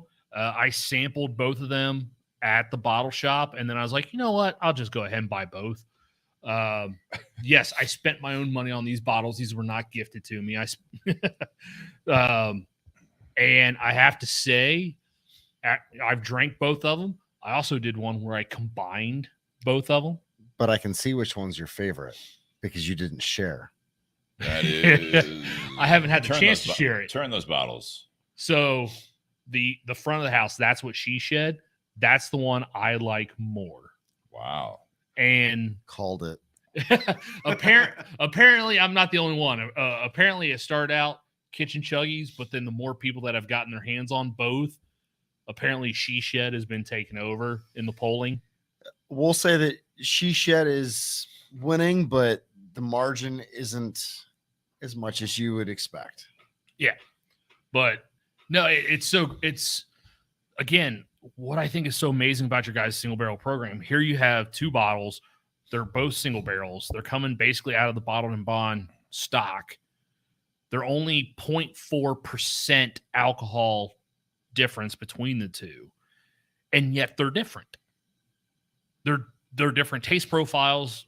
People like whichever one for different reasons. We totally could have been talking about this in part 2. God, well, I thought we were in part 2. No. Oh, That was the the intermission. intermission. okay. Guys I'm got going to excited. shut up now No, since no, Steve's no, back no. from his bathroom break. It's gone for a minute and a half, and here we are. Do you feel lighter? I feel better. I feel relieved. Yeah, I mean, I wouldn't say a new man. I just, Relieved is enough. yeah. I mean, it's pretty typical. I think pretty typical after taking a piss.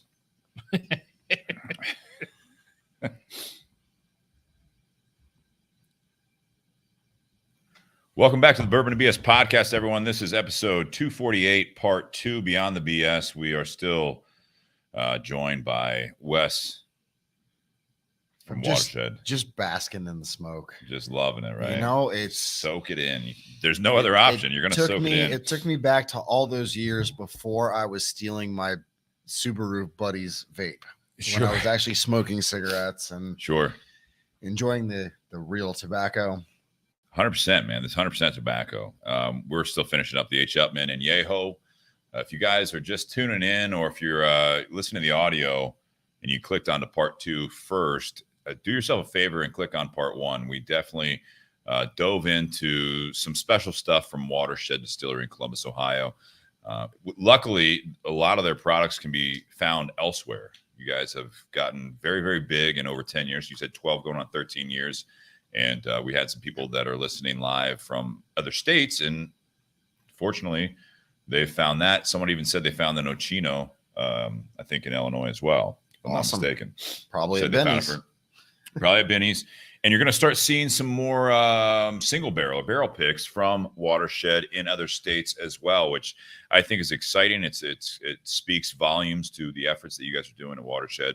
But we really focused on the new bottle, which is a limited release. This is a Watershed bourbon, but it's the 5-year Nocino finished barrel, Nocino finished barrel strength, excuse me. And that lottery is open until the 7th of December, and it is $99, $99.99 or whatever. But it is going to be available if you guys win that. So check that out and listen to the first part. I'm drinking the Pinot finished. Okay. So that was a more recent one as well. Pinot Noir finished, 6-year product overall. Yeah. And then I have the Red Zin inside. I didn't bring it out because I thought we had enough on the table, but I can go get it. I mean, is there ever enough on the table? There's not. They're going to just see that. We'll be behind it, like talking like this. Hey, guys, we're down here. Hey, we're surrounded by alcohol. This show's not done till all the bottles are empty. Oh, boy. Fuck. I'm sleeping here. And Merry Christmas as we finish out. But no, so this one with part 2, we do a little bit different things on the podcast, and we've had some people from Watershed on. We appreciate that. And you guys that are listening for the first time, it's a little bit different in part 2. So we're just tuning in live. We're still going to talk about bourbon. We're still going to talk about cigars a bit, but also about life. So this is the topic tonight, and it's definitely inspired by Watershed. And the people there is that if it ain't broke, and there's obviously a famous saying everyone knows, if it ain't broke, don't fix it. But I think that is a good mentality. I think it's also sometimes a short-sighted mentality because that leads to a lot of times to being complacent if you're not being active. It's just things are going well. You know, it's if it ain't broke, don't fix it. I'm not saying reinvent the wheel, but sometimes you have to really, again, like, you know, Wes, when I told you what the topic was, it was like, you're like, yeah, I love it. Like, you know, we're evolve and keep growing. And, you know, like it's don't, you know, Nate, you said one of those famous sayings also, you know, you don't rest on your laurels. This is something where you're constantly you're trying to, whether it be your job, whether it be your relationship, your own personal journey, mentally, physically, everything else. But I mean, I do want to talk about, you guys were talking about an intermission. I did want to highlight actually to lead in with this is that, you know, what you guys are doing at Watershed, first and foremost, this is a great example all around, but especially from a business standpoint.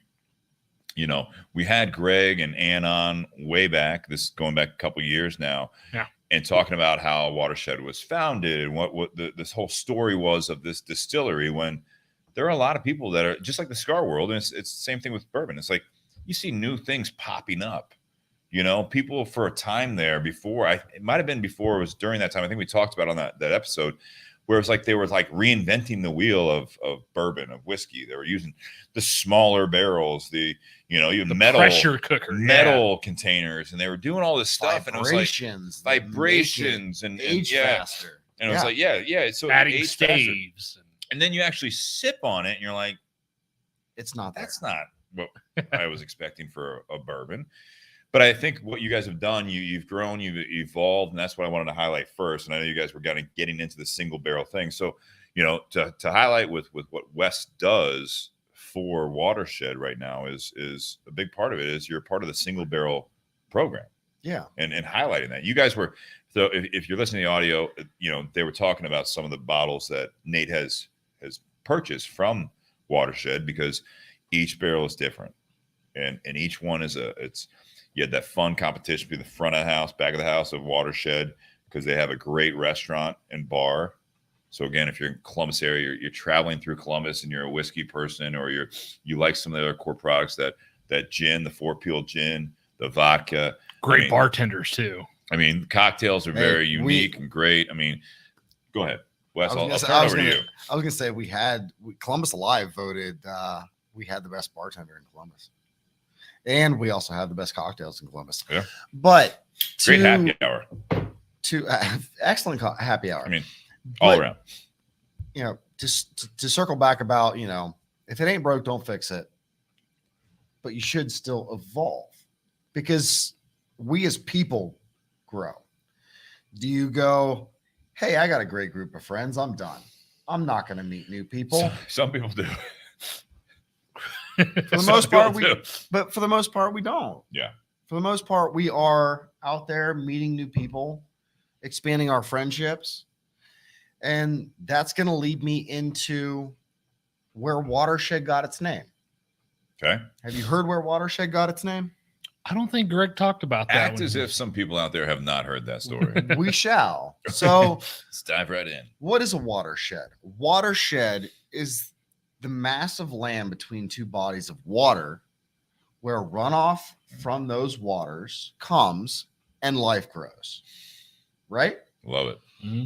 Well, we at Watershed Distillery see our products, our bar, our restaurant as a watershed where life is running off into, intersecting with other people, bringing family, bringing friends, growing those relationships, building relationships, creating new friendships. Well, I mean, Coulter out there has been listening, Nocino product line equals evolution. To your point, that story, and again, if you haven't listened to the beginning of the podcast or the first part of it, that story with Charlie, I mean, that's where this product came from. That was a relationship. That was someone that came in, you were saying, it's retired doctor was in, and he kept loving it and all that stuff and loved what you guys were doing. And all of a sudden, he and Greg connected, and he invited him out there, and now here we are. If you don't It's let a that big if you evolution. don't let that water branch out, you can't grow the life that may come from that. Ray Chester says I'm going to puke. I don't know if that's because it's a little bit too Hallmark, but I mean, I think that might be where he's coming from. But Honestly, no, you're not wrong. I think that's true. Yeah, absolutely. We meet people every day. We make friendships every day. We grow as people every day. And companies, products, your cigars does the same thing. Correct. Every time you are getting people together, passing around ideas, you are growing brands, you are growing ideas. And so that's why I was drawn to this company in the first place. You were a bourbon enthusiast. You had a TikTok thing going on. And then, and I hear a lot of people say that I was a bourbon enthusiast. And to be honest, I was a whiskey enthusiast. I cannot claim expand it out a bit. Yeah. I cannot claim that I was a bourbon enthusiast. I have just as much scotch as I do bourbon. And like you said, part one, we'll reconvene in part two. My whiskey journey started when I was 19 years old in Canada. Yeah, that's the story I really want to hear. My family, my grandfather bought property on a lake in Ontario, Canada, back in the 70s. Built a couple cottages up there. We have relatives, family up there, made friends up there. When I turned 19, they're like, awesome, you can drink now. You're drinking scotch. So not I started Canadian. off. That's what I started with too. Not Canadian whiskey, not Crown Royal, not Barn Burner, none of that. All right. It was scotch. You are drinking scotch. So I started off my whiskey journey with heavily peated scotch whiskeys. It's And if different. anybody has drank Like Lafroig, Talisker, Oban, Lagavulin, Bruichladdich, they are. Side note, not to encourage this, but those peaty scotches go great with cigars. Just so you know, what? For anyone out there that's into it, if you're looking for something else to If try, I've ever had a whiskey with a cigar, it's been a peated scotch. that's what I'm saying. You are drinking a campfire and you are smoking tobacco. It works well together. Sounds like heaven. sounds like a good weekend. Here is Wednesday. 19, 20, 21-year-old me using a whiskey flavor wheel with heavily peated scotches. I feel like it's pointed in certain directions on that wheel. It was the hardest journey to develop my palate because I was so used to the smoky campfire taste. And then moving from that into Speysides and Highlands and Lowlands and Islays and Campbelltowns and island scotches. Step further, yeah. I started to embrace the scotches, branch out into all the regions of scotches. Right. And then in my mid-20s, started to branch out into bourbons. Okay. Now, for about a year, I was like, okay, cool. Woodford Reserve. Jumped into Woodford's. Was like, wow, that's spicy. That's so smoky. I'm going to go back. And I went back to scotches. Branched out again. Did you wait real quick? Because I think this is something that it happens a lot. Yeah. Much like we were talking about cigars for you, kind of the same thing. Not, again, encouraging that by any means, but a lot of people will go like, You already took the journey in the Scotch world, right? Right. You put a lot of effort into that. Correct. You tried. I think you were a little bit further than this, but I hear a lot of times like, I don't like bourbon. You do. You hear that. And it's like, well, what have you had? And you say, well, I've had Woodford. And it's like, and what did you like? I just don't like bourbons. I like scotches.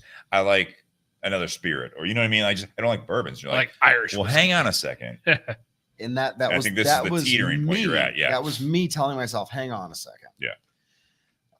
And what it was for me was the grain spice. Wasn't the proof. Completely different. It's totally different. You're dealing with malted barley and scotch. That's it. You're dealing with barley. Sure. You come into bourbons, you have corn. Predominantly. Yeah. Wheat, rye, malted barley. And the malted barley percentage is low. Yeah. Super low. Typically. So my first venture in was Woodford. Wow. Spicy. The grain spice was in my head, the proof. And so Got it. I backed off, came back again. Let's try. And I went and I thought about it this time. And I was like, let's try looking at it from a proof aspect. Yeah. Scotches I'm drinking are 80 to 90 proof. Let's get into bourbons, 80 to 90 proof. So what did I choose? Basil Hayden. What's Basil Hayden's common proof? 80. 80. Even So the 10-year stuff. We talked about that when we had Yep. the 10-year or the 10-year rye. Like, yeah, it's 80 proof. Glenmorangie, my favorite Scotch, 80 proof. All right. Basil Hayden, jump into it. Burnt me like a fire. Grain spice, not alcohol. So it's interesting. Then I you say started that. realizing Yeah. the difference Yeah. and realizing how I had to acclimate myself and my palate and adjust my palate to what I was drinking. Again, early to mid 20s. How old are you now? 38. Okay. While back. Me too. Pushing 40. Been So there, done that. So I did. Jumped in. Basil Hayden. Went back to Woodford. Started drinking it consistently. So this, you said you were in your 20s. So this is. Woodford had basically was newer. Yeah, I was going to say this is before where we're at now, which is, Massive. God, after a huge boom. You want to know what my third bottle of bourbon was that I bought with dust on the shelf? Dust on it on the Jim shelf. Beam. No. Damn it. Angel's Envy. No. Oh. Blanton's. My third bottle of bourbon had dust on it, and it was Blanton's. That's going back some years. Why is there a horse on top? It looked, and I was like, That's cute. That's a cute bottle. Yeah, I looked at it and I said, that's a cute bottle. That's an interesting looking bottle. That one's different. Let me try it. There were 10 bottles of it on the shelf. Sure.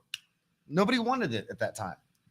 That's when I started my whiskey journey. Definitely aging yourself with that one. Yeah, and you know what? I am. My 10th bottle of bourbon was E.H. Taylor, Warehouse C, Tornado Survivor. Okay. The coveted bourbon that went for $10,000 at Sure. auction 2 years ago. Yeah. Yeah. Again, I mean, that's after the bourbon craze. It's now you're doing collectibles. No, that was before secondary. the bourbon craze. Really? That was at the beginning of the bourbon Okay. craze. So it just popped off. It just popped off. Wow. People really weren't into it that much. But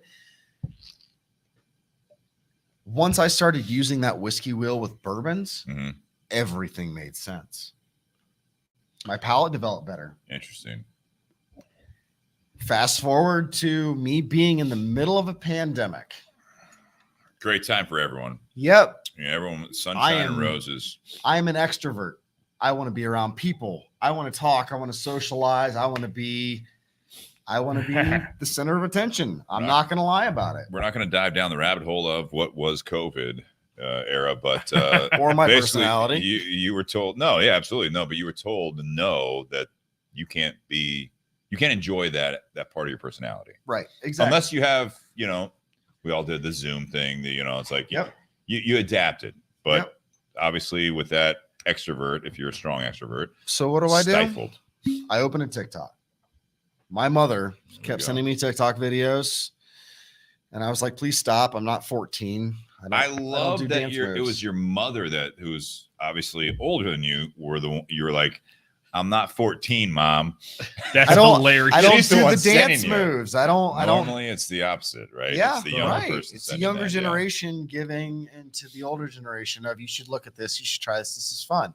It was my mother going, you need to do a TikTok, do these videos, they're so cool, do transitions with your dance moves. And I'm like, I don't have dance moves. Which ones? Which dance moves? She was, Who told you? it was literally like, I bet you can do a great electric slide. right, That's something not a like TikTok thing. something. That's a wedding It was dance. something stupid. She was like, well, it wasn't stupid, but it was just like, she was like, well, watch this. Oh no, there's Like, plenty of stupid things on there. it was Still is. She was like, watch this. It's the indigenous person going from being in normal street clothes, and then they're dancing, and all of a sudden, boom, and they're in their full indigenous gear with the feathers and I don't see you doing outfit. She was like, you need to find something to do to that to make those transitions in your videos, and you do great. And I'm like, no. that. And she was like, yes. And I said, no. She bombarded me with TikTok videos, and I said, fine, I will Mom knows join best. TikTok. All right, you can't piss her off too much. I joined TikTok as a way for her, my aunt, and my cousin, who I was in a group chat with, Love it. couldn't get out because my cousin has an Android. Yeah, You know what I that's- mean? Yeah, I Yeah. mean, there's always the green bubble that just ruins everything. Yep. Yeah. So I opened a TikTok hoping they would send me messages there. Well, one night I went down the rabbit hole because it's COVID. I'm stuck at home. I have insomnia. I'm up till 3 o'clock. Were you also going down a bottle? No, Okay. I was sipping on some bourbon, of course. Yeah, right. But All right. I went down the TikTok rabbit hole, lost 4 hours of my life that I'm never getting back. It's a time suck. But I found bourbon people. So I started following some So bourbon there we people. go. And I started watching videos for a couple weeks, and I got the courage to make Literally some a bourbon week, videos. couple weeks straight. Yeah. Yeah. In COVID, a couple weeks straight. Yeah. And I was like, bourbon people. So I started making bourbon videos, talking about bourbons, talking about companies, talking Love about the history of bourbon. Then I got a bottle of Watershed Distillery OHL Q-Pick Dusty Bird. I went into the liquor store, my buddy there, John, he's like, I got this one. And I was like, what is this? There was only 3. He's like, this is the 4th. They didn't talk about it. It's the unicorn bottle. Oh shit. So I made a TikTok and I go, look, this is Watershed Distillery's unicorn bottle. It's a ghost bottle. Nobody knew about it. OHLQ didn't say anything about it. Ann Dimmick saw that video. She posted it to other places because she could screen record like a creeper. Easy. Easy. She's got some great questions. She's still listening, I believe. Oh, I'm thankful she is. I know. She was like, she reached out to me. She's like, my name's Ann. I'm from Watershed. Phone number, call me. My first She's thought good at that. was, oh shit, what did I do wrong? Am I getting sued? I'm getting censored. I'm getting sent a cease and desist. So I sent her a text and she's like, yeah, call me. And so I called her and she goes, I loved your video. I shared it. I want you to come in and I want to give you a tour. And then she gave me a tour. And then I reached back out to her about a week later. One of my best friends was living right behind the distillery and he was looking for a part-time job. And I was on Indeed and I was looking for a job as well. I was looking for a full-time job. Okay. Because I had kind of dissolved my dad's company after he got COVID and was hospitalized, rehabilitation unit. I brought it down to, okay? Yeah, he's fine now. Perfectly Recovered, fine. okay, But good. I brought his company down to part-time work so he could manage it when he came back. But I wanted something else. I was done. But I came across Watershed Distillery having a job posting for a tour guide part-time. And I'm like, oh, my buddy's looking for a part-time job. Perfect for him. So I reached out to Ann. And Ann texted me back and said, oh, shit, you're working for us. She may have dropped the F word. And I said, oh, shit or no shit? She said, oh, shit, you're Oh. working for us. Good. And I said, what makes you think I need a job? And she goes, you're bored. Fair. I do have a TikTok. I'm in my mid-30s with 2 kids. She's like, yeah. It's a pandemic. I am I bored. see your social media activity. And and that's you're what bored. she saw my social media activity. Yeah. So she set me up with an interview. They brought me in for a tour guide position. And then that's where my journey with Watershed started. God. Tour guide. I showed interest in the sales team, and I got an interview. We had a business background, obviously. Yeah. It sounds like small business background. I had an interview with one of our outside sales managers. His name was Grant, and Grant sat down with me for about an hour and was like, "Yep, you're it." They put me on the sales team, and I couldn't be happier. Yeah, honestly, looking back at it now, how well the process flowed for me to come right into this job, into this distillery, was an absolute blessing, to say the least. Yeah. Regardless of where it came from. Best hire ever. She's listening live. I can't thank her enough for just the door she opened, and the door, the second door Grant opened for me to just go where I'm going, because to be able to share in the passion, the drive, the commitment that is Greg's vision for what this distillery is, drives what it's me, capable of, and what it's capable of. Yes. Yeah. Drives me every single day. Sure. Another compliment there is Wes literally was instrumental in launching Bottle and Bond, which we've talked about on the podcast. And then even tonight we talked about it as just a staple now already. So quickly a staple in the Watershed. And needs to stop, because I don't need to cry on live YouTube. I mean, keep it coming. You're not going to be the first person to shed tears on this. We don't try for that, but sometimes it happens. And we're not even talking about life. Well, we are your life. And I put it out there. My wife refers to Anne. She's the personification of champagne bubbles. She's just a very bubbly person. And you know what?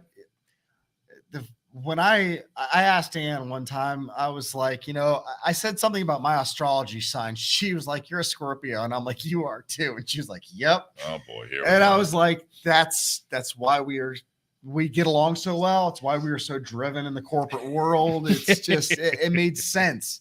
It brought to me why she brought me in, why she saw the potential in me. Love it. It was awesome.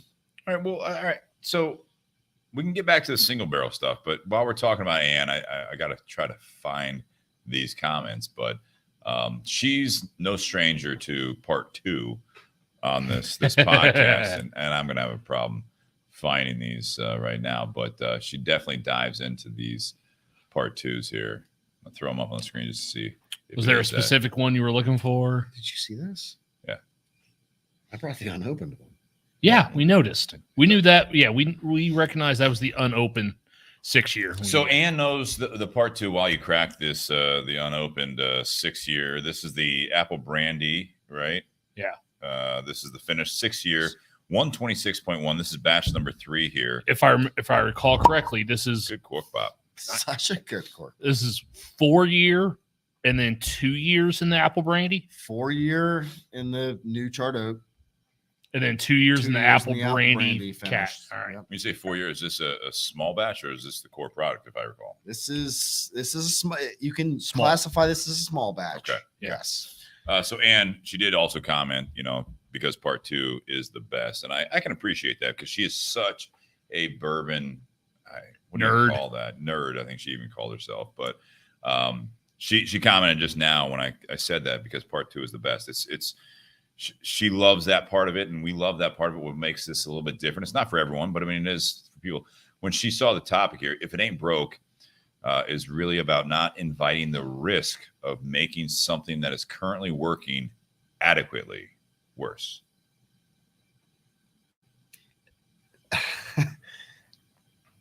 Rarely am I at a loss for words.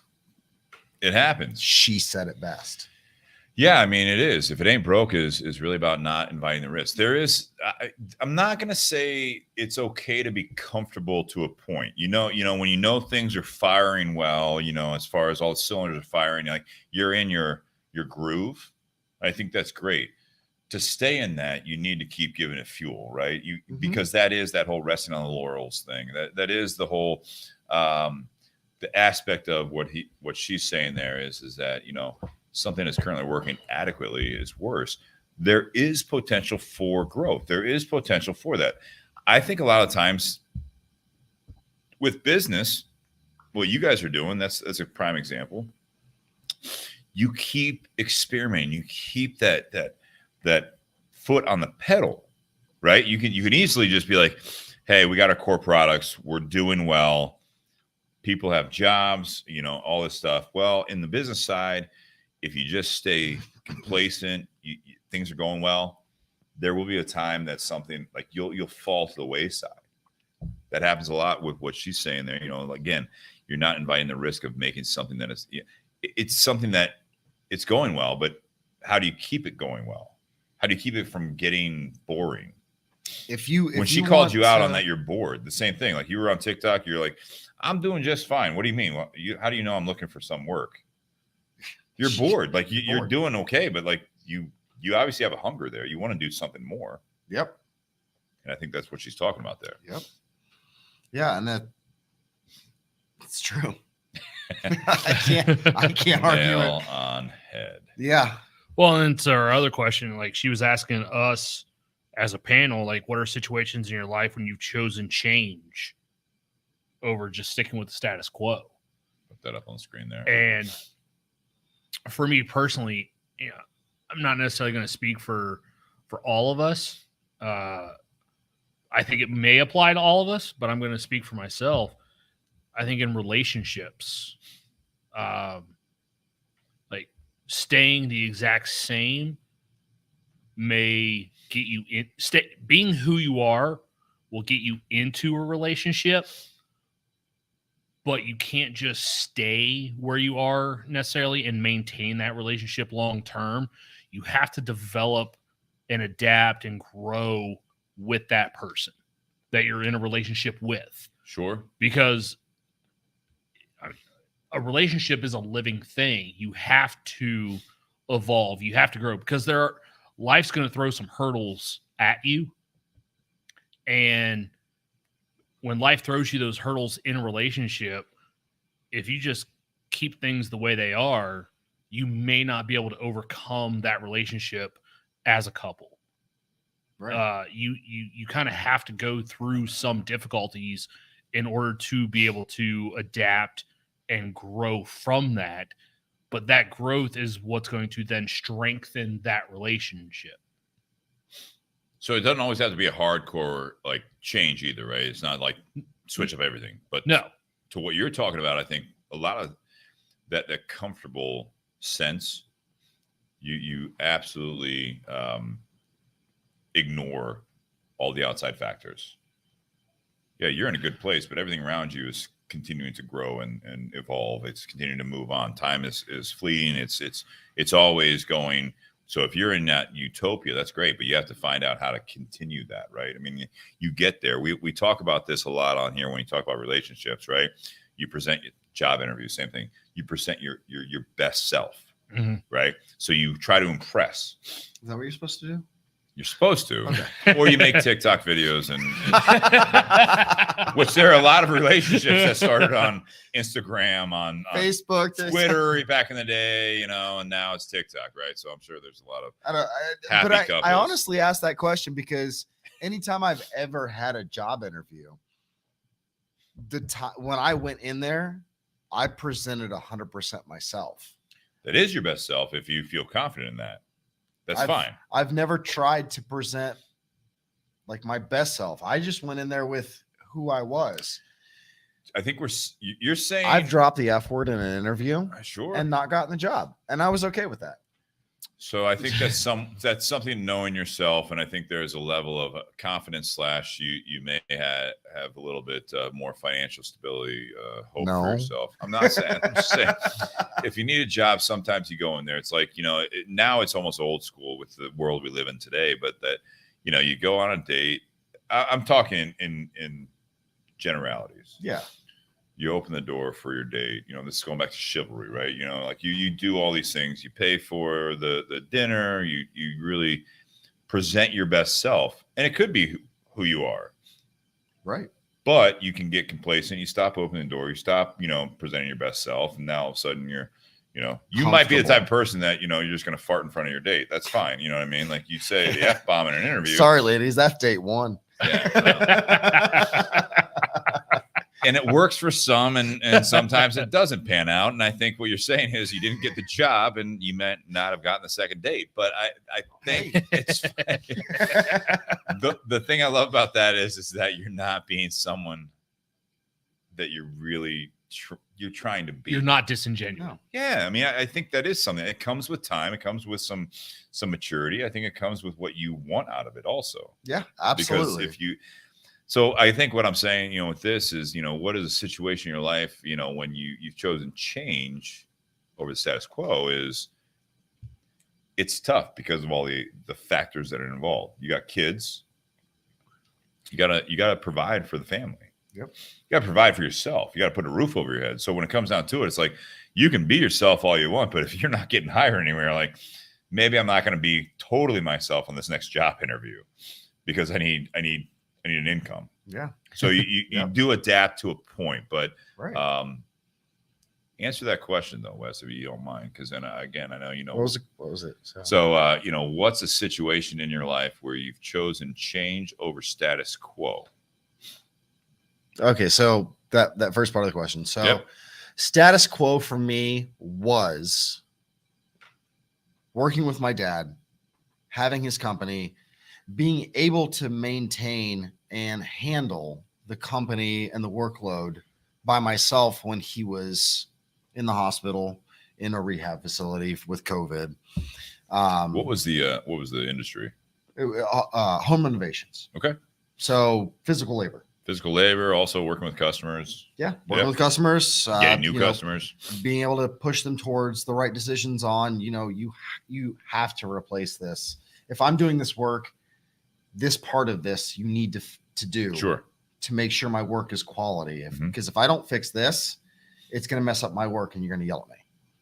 And it's going to cost you more in the long run. Exactly. Yeah. So being comfortable in a job I knew and could work with, taking a part-time job with Watershed, getting the opportunity to cover for our outside sales reps so they could basically give me a longer interview, working almost full-time hours at a part-time hourly rate, Sure. living off of and pinching every penny I had because I was driven to be in this industry. Love it. Knowing I could drop them like a hat and go right back to making an extraordinarily comfortable living because my qualifications and skill Status quo at that point in your life. Yep. was more than needed because people in that industry are fading. I chose to be financially unstable. I chose to live paycheck to paycheck, Sure. stretch my budget to literally 10 cents one time, Oof. and show a company my drive, my worth, and my integrity to get a permanent position in an industry that I know a lot about bourbon. Sure. Didn't know shit about vodka, knew nothing about gin, knew nothing about apple brandy, had never heard of Nocino. No one's heard about Nocino until they But find knew- Watershed. But knew Yeah. the sales industry, Sure. People. when it came to liquor and bourbons and alcohols, is where I needed to be. Yeah. I ignored the status quo and I went with my gut. I like that. And I share the drive, the determination, and the ambition from somebody who did the exact same thing. Who's on the screen right now? No, our owner, Greg. Oh, cool. But yeah, Andemic and- also, if you listen Andemic to her story. is, but That's what you're talking about. Andemic is the exact same way. Yeah. She did not falter from sharing in Greg's drive, Yeah. Greg's vision, Yeah. and Greg's ambition. Nate, how about you? The second part or the first part? Stick with the first part. Why not? I know you've said, if I'm thinking of what you might say is, the cigar industry, you've shared that before on the Yeah. show, but maybe a different take on that, or No, I mean, when I was in my first career out of college, yeah, I've talked about this before. Like, I could have very easily just kept doing the same task day in, day out. Obviously, just like with most industries, after so long, like they want you to pick up new skills, so that way you're a little bit more valuable to the rest of the team and stuff like that. Yeah. But in my first career coming out of college, like I had that job for 8.5 years, and I could have very easily just stuck with that and waited until I was pressured to learn new skills and just stay at the very bottom of that. Like, all right, cool. I'm signed off on this technique. I'm signed off on this technique. This is what, allows me to keep my job, working 7 to 3. Like this, for me at the time, like that was the status quo was that job. I spilled butter on his leg and I'm rubbing it off because You're all right. I can't see that. You didn't have to say it. But, I got 3 layers and these are Carhartts. I can't feel shit. It doesn't make it. It's better. But no, I very easily could have stuck with that. The problem was I was unhappy doing just that. Yeah. There wasn't a lot of growth potential in that position. When I first took that job, it was out of necessity because I was just out of college. At the time, I was a part-time bartender at a country club.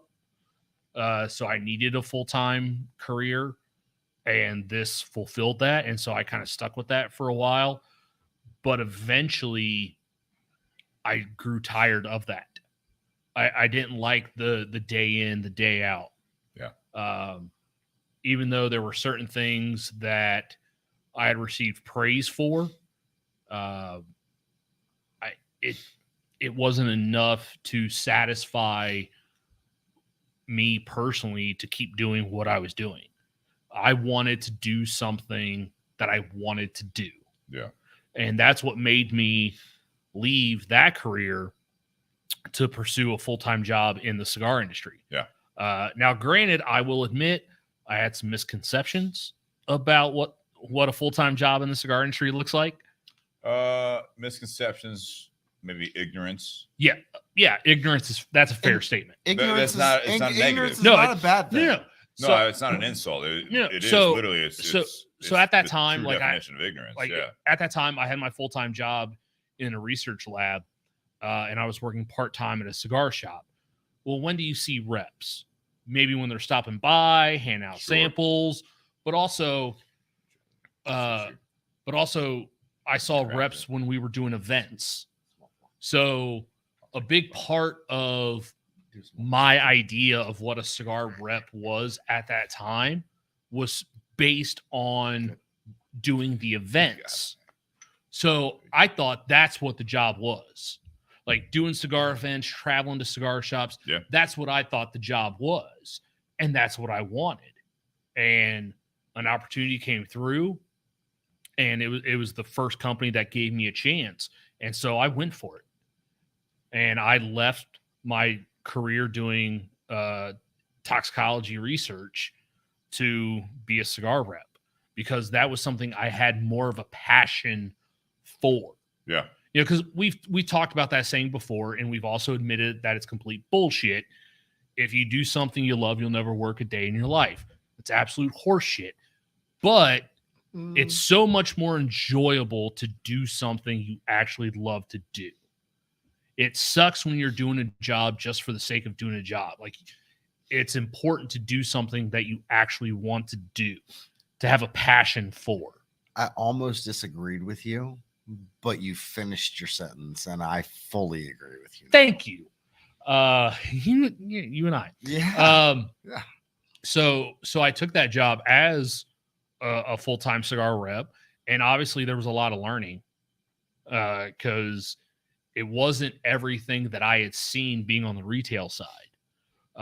There was a lot of things I had to learn. There were a lot of challenges that I had to deal with and overcome.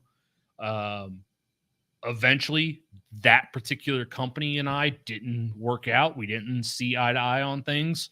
And that kind of forced me into another career change.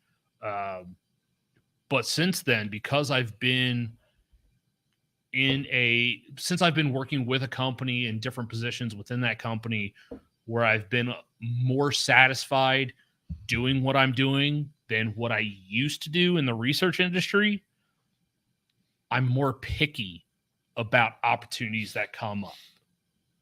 Yeah. Like I still want to go in as blindly. Yeah, exactly. I Yeah. still want to grow. Yeah. I would love to do something in the cigar industry because that is a passion of mine. But because I don't hate what I do, or what I do doesn't necessarily bring me down like what it used to. Yeah.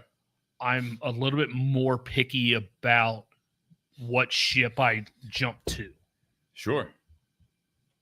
Well, I think it's, same thing. You saw the retail side of it, and with you, Wes, same thing. It's great working for a company like Watershed for you right now, but from the outside looking in, people are like, well, I don't know if you've had this question, but it's like, well, have you ever thought about doing your own distillery? Has anyone ever asked you that? No, actually, no. They will. Nobody's ever asked me that. I think they will, and I think that's where it's the same thing with Nate is that, you saw the retail side of it, and it's like, yeah, when you become a rep, you also now have to, how many accounts do you have in that? I had about 200 accounts. So 200 accounts, that's 200 different small businesses that you're calling on, that the experience you had from the retail side of it, where you saw the rep come in, or like in the whiskey industry, same thing with the cigar industry. Yeah, everyone thinks you're a rock star. You come in, you got. That's exactly bottles, what you got cigars. That's exactly what I thought cigar reps were. Yeah, that's being a little naive, and that's where the ignorance comes in, right? It does become a job because what the perception isn't always reality. It's never reality, really. It's like, it's like small business owners, like even, cigar shop owners, like even like Greg that owns, Watershed over the last 12 years. It's like everyone like, man, I want to start my own distillery. Like the people that come in with their own, their own, hey, try this. It's almost like the old school where it's like, hey, listen to my demo tape. Like I'm really good. Wow, demo tapes. But it's to that point where it's like, I'm a good singer. You should sign me. I'm good at this. You should invest in me. Pretty sure we see those people on American Idol every single year, sure. And most of them fucking suck. And now there's a business there. But I'm just saying, it's like it's not necessarily the grass is always greener, but there are some of those times where what you were saying, we've talked about on the show before, is that yeah, if you do what you love, you'll never work a day in your life. Well, no, but you just enjoy work a little bit better, but it's still going to be a job sometimes. And there's going to be some really, really down moments. That's the job part of it. It's not that you don't like what you're doing. It's just like, I like what I'm doing more when I'm really striving to excel versus just doing a job so I get next week's paycheck. Right. There's a lot there. And I can appreciate you sharing that. No, nobody's ever asked me that question before. I think if you stick with it long enough, you might get that question. But I don't think there's anything wrong with enjoying your role in a company and an industry that it's like, I don't want to buy a building. I don't want to buy barrels. I want to just this is my niche. But that goes back to that question thing either. No, that's what I'm getting at. Yeah. It's not always a complacent thing. And why do you say that? The reason I say that is because when it comes to small business, my dad started the home modeling company. I stepped in, we grew it together. Yeah. I was there in line with him. I saw the long nights. I saw the stress. I felt the stress of what it takes to build that kind of business. So when you brought that question up, would you ever create your own distillery? No. Personally, I wouldn't, because I much more enjoy sharing in the the growth and the joy. Absolutely. Do I work long hours? Yeah. Do I have long weeks, long days? Yeah. Yeah. Do I view my role the same way Greg probably views his role, as you don't get time off, you don't get a break? Yes. Because if you don't have people backing you and supporting you in that way, you don't grow a company. No. And there's a respect, right? You have to reciprocate that. Right. My biggest fear, if I were to ever open an operation like this, my biggest fear would be, do I have employees that have my back, or do I have employees that are telling me what I want to hear? And I never say anything to Greg. I back him 100% with my effort, my drive, my sweat will. equity. Yep. No, I get that. I don't walk up to him and say, what do you want me to do? I could walk into Greg's office tomorrow and be like, let's go grab lunch, and bullshit him through the whole lunch and say, what do you want me to do? What can I do better? Yes, boss, you got it. I will do that. Yeah. No. I take my direction from my lead, Mm-hmm. and I do the best I can every single day.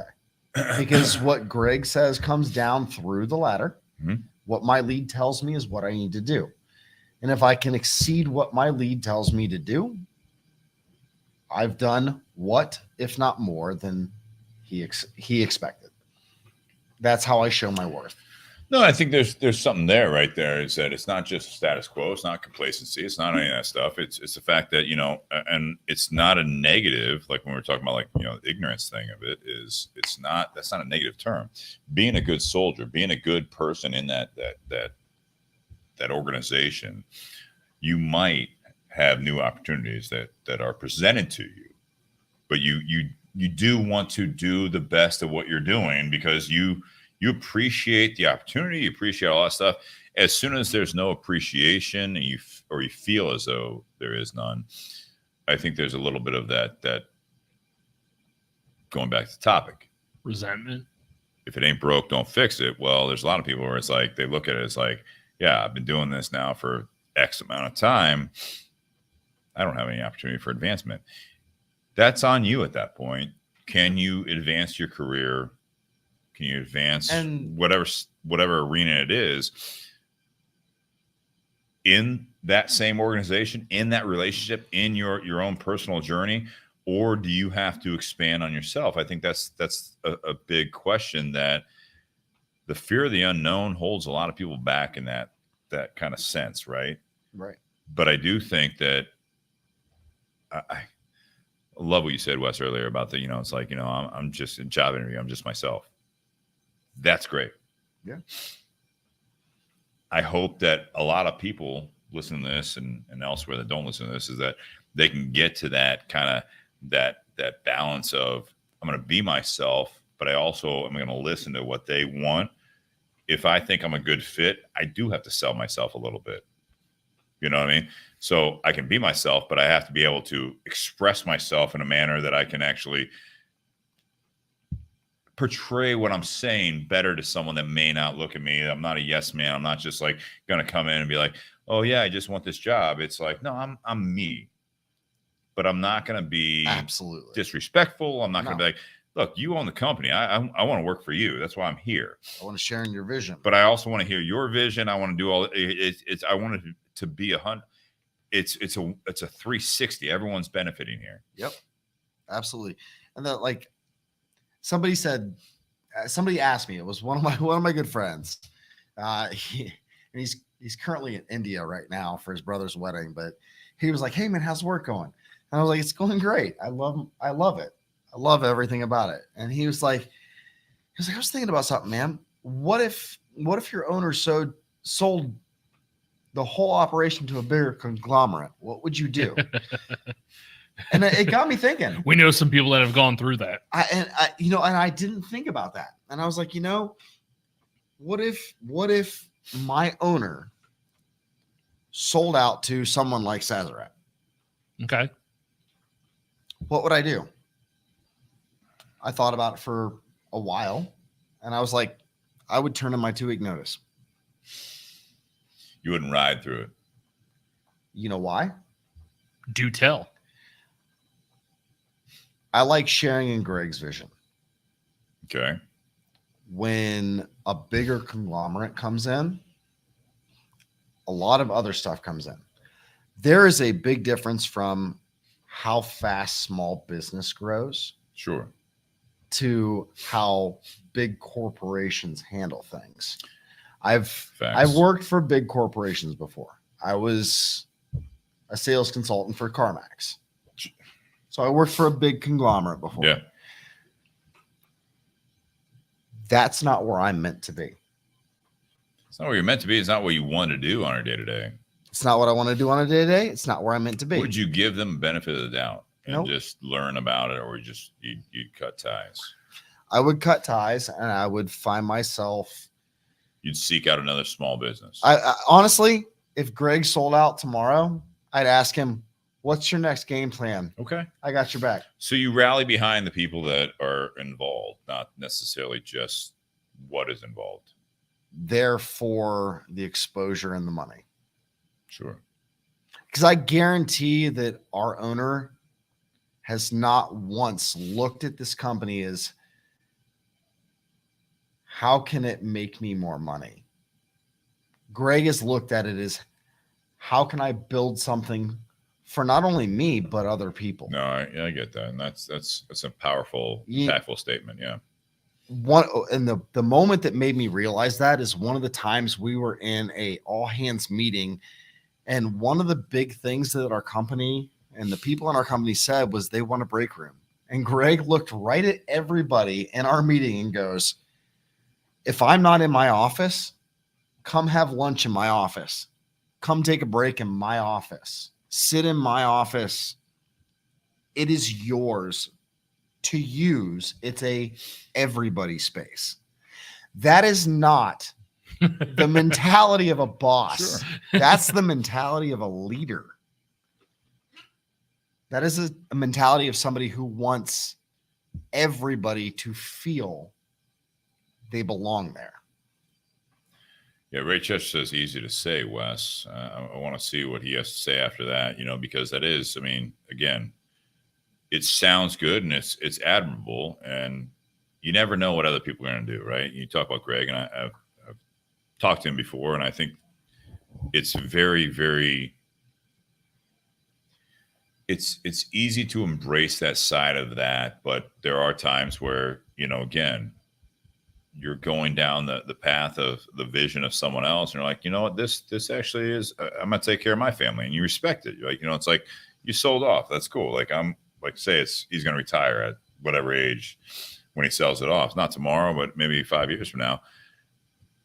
You identify more with the people that are involved, the vision, which I appreciate some of those age-old corporate things of whether it be small or large, but it's the mission statement, it's the core values, all that stuff. And what you just said is possibly an unspoken core value of just there is a sense of belonging. Watershed has its core values. I'm not going to get into them, but I think it's great. Watershed has their core values. I follow them every single day. That's great. I mean, that's powerful. I think that's great because you have a sense of belonging. When you wake up in the morning, you want to go to work. There are a lot of people out there that don't want to go to work other than just for the paycheck. Right. And I think that, again, I'm not just highlighting, Ray, I commented yours, Ann had that comment afterwards where it was another question here. I appreciate you highlighting that because my vision's not that great on the laptop here. And I'll blow this up here. I just commented to that. What's a flashing sign that it's time to, quote, break it, even if it ain't broke? I'll say this. I'll comment on that first, and you guys can chime in here. Is if you're at that point, you're right. You're like, if you have a hunger that you want to do more, figure it out. Don't just walk away from it. But I mean, if you're just working for the paycheck, you're not happy. Time's going by. You're just holding on to that. It's become complacency. it is broke at that point. If everything is moving forward and you're excited and you're happy, I don't think that would be a flashing sign, right? Same thing with a relationship or your own personal growth. If you find that you wake up and all of a sudden you feel stagnant, you feel like the only reason I'm doing this is because other people rely on me, or because I feel like I'm in a good place, but I don't have the hunger anymore. That's the flashing sign. What got you to that point isn't luck necessarily. It's not, you might have worked hard, but you do lose that hunger sometimes. I go back to that whole thing with, Wes, you were yourself in the interview, maybe when you're dating, all that stuff. But I like to use that example of putting your best self forth. It takes effort sometimes for a lot of people. And, you go back to that whole thing, your job interview. Am I the same person? Absolutely not. In my first job interview, the first date you go on, no, you're a real person. You know what I mean? Like you will hold in that fart in the car. Done that for 6 fucking hours. But when you get to that point where it's like, all right, 30 minutes. But when you get to that point where Steve it's knows like, me, when you get to that point where it's like, I'm gonna just be myself. Don't let it evolve completely to the point that you are just yourself. You still have to have that respect for the other party, so that is the flashing sign, is when you don't give a fuck anymore. And you're just like, all right, it's either me or them. Like I'm not going to work here forever. I'm not going to be in this relationship forever. Yeah. But I don't know if I should do it or they should do it. I'm just going to keep going through it. I feel comfortable. The flashing sign is a comfort level to a point where you don't care. You don't give a fuck anymore. And you don't have that hunger, because at that point, I think there's a self-realization that you have lost respect for yourself. And therefore, at that point, that lack of respect is going to make things possibly toxic for you and the other party, whether it be a person or a company. But then you just ride through it. And all of a sudden, I think that a lot of times people get to that point where you're angry, you're resentful to the other party, the employer, the individual, even yourself in the mirror. The point where it's like, you get to that point where it's like, no, like, I'm good, but you're not. It's like, well, that's that flashing sign. We get that. You break it. It's not broke. You're still getting paid. You're still in a relationship. You're still healthy, whatever. But it's like, it's going to become quickly toxic, possibly, for all that are included. Mm-hmm. And then you're going to look back at it and you're like, fuck, I should have done that differently. I agree. What about you? How do you feel? Well, I commented to Ann's question, and it kind of relates to what Steve, but instead of the personnel, it's kind of when the company starts feeling more, they start caring more about quotas or status quo than they do about the people that work for them. Like, that's fair. Like, what do you value more, right? When the company starts valuing checking boxes more than the people that already work for them, that's a problem. When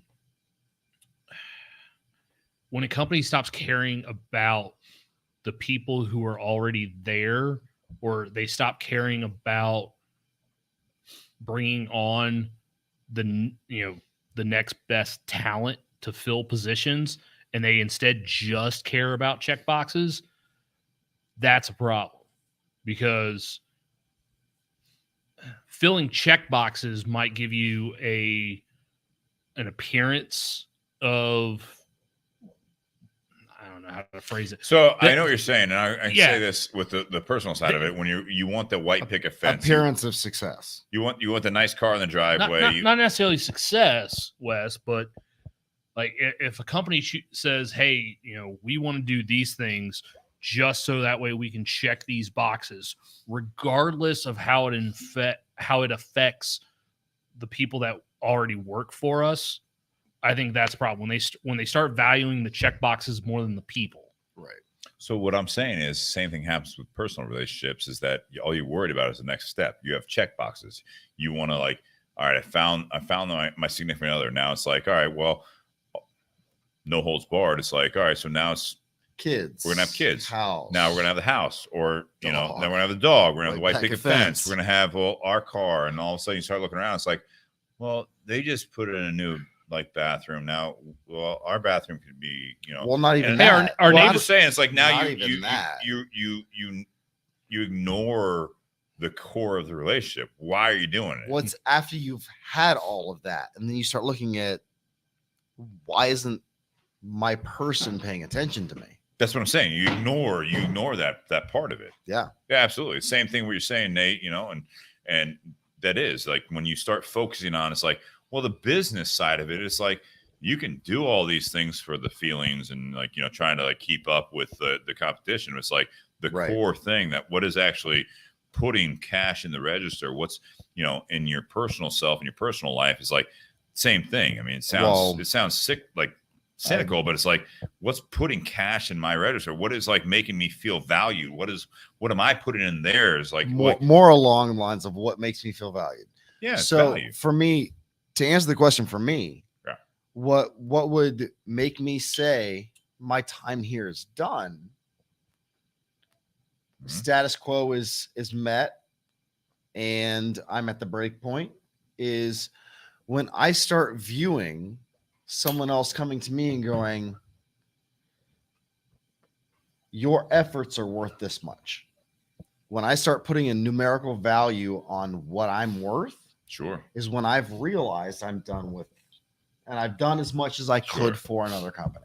Yeah, and the company a lot of times, big time is something where it's like, new people come in and regardless of why, but all of a sudden it's like that's why the age old thing is you never talk to coworkers about what you make.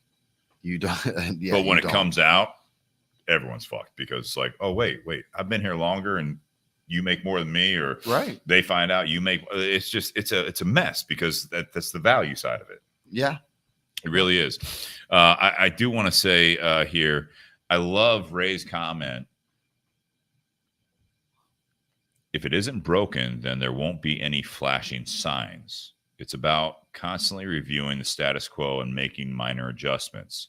If there are flashing signs, it's probably already too late. I think Right. we're all saying a lot of the same things here. It's just the life situations, and a lot of times it's the responsibilities as far as where it comes from a job, the comfort level of being in a relationship. It all comes down to putting effort into it on all angles, whether you're the employer, the employee, whether you're the significant other, or they're the significant other, whatever the arena that we're talking about is. And with the business side of it, and I'm sorry, I do want to bring up something here, like it's not in a negative way. no, I'm not talking about what I make. No, but putting value on it. You cracked a bottle right here. So like we talked about Watershed. What was the one that you said, all right, don't pour too much? What is that new one? What is that one on the end?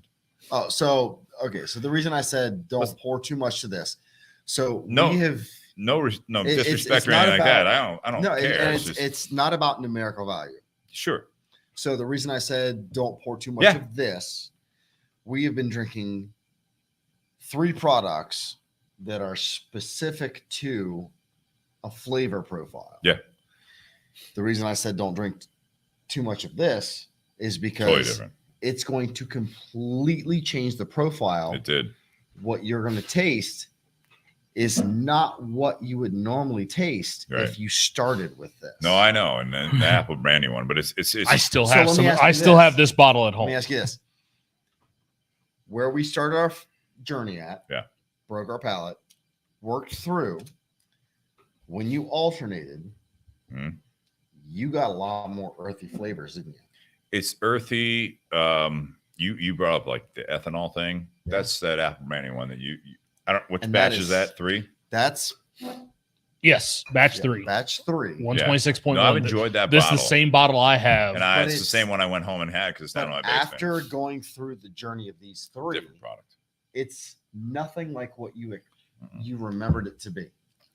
Because It wasn't either the other night than when Nate gave me a pour, and when I came home after Saturday night. Yeah, Saturday. I said I got to go home. I know I have one in my basement. And I tried it. Yeah, same thing. but after trying these 3, it's nothing what you remembered. Sure. Because these 3 changed your palate to this profile. Yeah.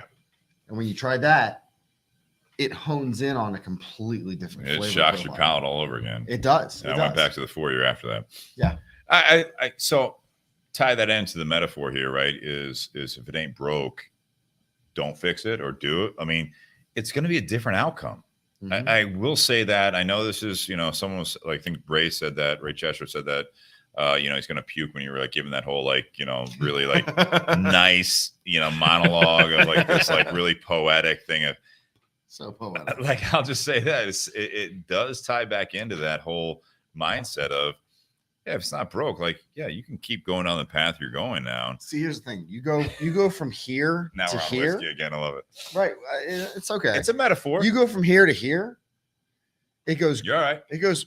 Yeah, because really, that's part of that. it goes the really apple good, really branding. enjoyable. To wow, that is Ooh. complex. It's deep. Mhm. I'm getting the profiles out of it, but you go from here with its sweetness, Yeah, and it's that journey just took a nutties, hard and you left. go right here, and it takes you in a direction that If you're driving an SUV, you might have flipped the car. I remember Yeah, when they had those absolutely. ad campaigns. absolutely. I love, Ann and Ray, This is why I'm a part of the barrel selection program. you know what you're doing. You don't want to take people down the right side of things. you don't. like, yeah. So I like to follow Ann's rule of throwing a random barrel in there yeah. that will throw your palate off Hey. into my barrel picks, because How many times has that random barrel that you put in there to throw people off? How many times has that been the one where those people are like, that's it? one time out of 10. One time. Very Okay. minimal. Because normally when I go through my barrel selections and I look at things, when I throw that barrel in there, I know what I'm doing. That barrel is meant to be tossed. So it's Or profiling. It is profiling. It's meant to, Like, you ever seen it's Talladega meant- Nights, and I don't do it every time. I do it sporadically when I want to. you're also learning as someone doing that job too. Yeah. Yeah, for That's sure. fair. But it is meant to, it's not meant to throw you off the path. It's meant to give me the perspective on your palates. Ooh. As Okay. you're going through these barrels and you hit that barrel Yeah. that I've thrown in there that I know you shouldn't pick because it does not fit the right range of palates for people, and you either like it or you hate it, it gives me the baseline for where you're at in this barrel pick. You're qualifying. Everyone's qualifying. So You're always qualifying. So even though going into it, chances are it's not going to be the barrel that they go with. There's still a purpose for providing that option. Right. But the same as I've done other barrel picks where every single barrel I personally thought was a banger. Do you get insulted when someone says that there's no banger in here? No, Okay.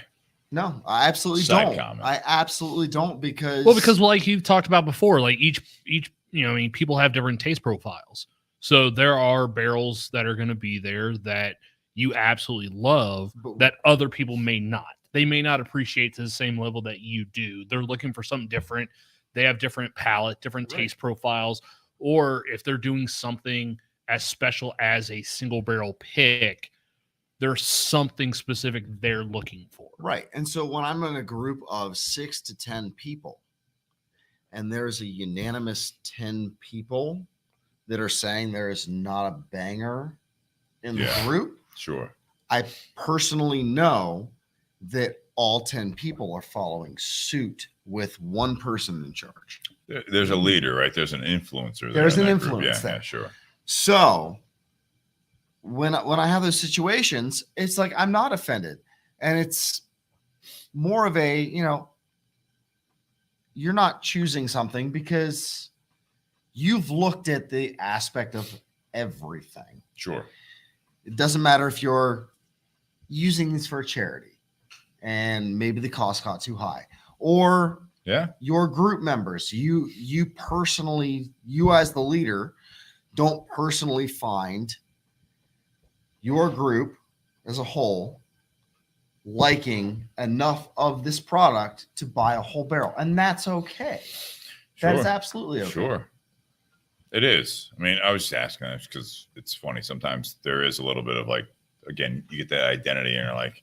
But I'll say more often than not, when I do a barrel pick, within 50 minutes, there's a unanimous decision of what barrel will fit what they're doing. And that's why I think it would be that'll help you doing your job to make them happy with it's their barrel more pick. Because it is a lot of money. It's more rare to have a no across the board. I can see that. So say there's 10 people doing a barrel pick in a quarter of 3 months. One group says no. 9 people are saying yes. All right, so I may have another pour of the featured bottle. I don't want to go too far off of it. And I want to put up a comment from a listener / obviously we're a big fan of this person, is Ann. I'm going to put it up on the screen. This is going to lead us into our closing remarks for the topic, if that's all right, Nate. Yeah. Sounds good to me. Go ahead. All right. Oh, I'm not Nate. Well, you can say it too, Wes. I answered for you. That's all right. All right. So, when the percentage of fun / good / satisfying goes too low, the bad / annoying ratio gets way off. This is talking about what we're talking about. The topic. This regards to your job in general. Job, personal life, relationship, where you're at on your own personal health, everything. If it ain't broke, ... That's the topic. So this is a percentage thing. I agree with this, is that any I'll just translate that to this topic. The conversation is, you have people come to you, you're thinking yourself, you have other people come to you with problems going on. And it's like, what's the ratio? Does the good outweigh the bad? Is it 50-50? Like, this is your life. Like, what do you want to do about it? Like, we can talk about, I'll talk to you about it. I'll be your sounding board. I'll be that person for you. But how much time are you going to invest in this to a point that it's like all of this, when the percentage of fun, good, satisfying goes too low? I took that comment as the same thing. Does the good outweigh the bad? And then what is the percentage, I guess, breaking point where it's like the majority is good? Okay, is it 60-40? Is it 80-20? Like, where are we at right now? Because it's never going to be 100 to 0. And if it is, I think that time is fleeting, because if it's this job, if it's your relationship, you're going to have bad times. You're going to fight. You're not going to be happy 365 going into the workforce. Like, you're going to have a small percentage, hopefully. But where is that tipping point of when the ratio, as she says, gets way off? I think in this situation, it's going to be based off of the individual. Sure. Like, you might take more than I can take. You could take less than I can take in a company. It's going to be based off the person who is in that situation. And it'll also be based off of what your role is and what your responsibilities are. 100%. So bring it back up so I can see. Oh, yeah. I got to find it again. You lost her. Oh, Jesus. There you go. That was a good shot in the dark there. Oh, did you? Yeah. There you go. Bingo. So for me, a bigger screen out here. For me personally, every day I'm out in the market, I'm dealing with people. So every day I'm having good fun and satisfactory. For me, everything else coming down from the ladder of what I can, can't do, should, and shouldn't do is from upper management. Okay. Where you can't control. Yeah, that is the out of my control. Sure. So your breaking point in that, my breaking point in that is when I feel like I'm not being allowed to advance, I'm not being heard, and I'm not being given any more opportunity. So I bring something to the table like, this is a good product. We should do this. Let's look into it. No. No comes from my direct lead. Doesn't get pushed up any further than that. Okay. I hear no too many times that way. You're questioning my knowledge of the industry. Yeah. My knowledge of the customer coming in, because that's all I deal with is the customer coming to me. Sure. That would be my breaking point. Yeah, when you hear no enough, right? You hear no enough. You hear no enough. That's it. That's going for anybody. I'm lucky that I don't hear that. Yeah, I mean, if you do hear it too, I mean, I bring something to the table, and I get called into meetings that go, "Tell me more." Yeah, why is the no? What is it that you want to know too? Like, because you might know your role to a point, or you might be put in your place sometimes, but it's like, hey, when my off the record or away from everyone else, it's like, can I sit down? Like, I want to learn here. Yeah, absolutely. So when my company comes back at me with why questions, there could be some people out there that think why questions are a no. But for me, when I hear my company coming back at why questions, I'm like, they're interested. They're curious.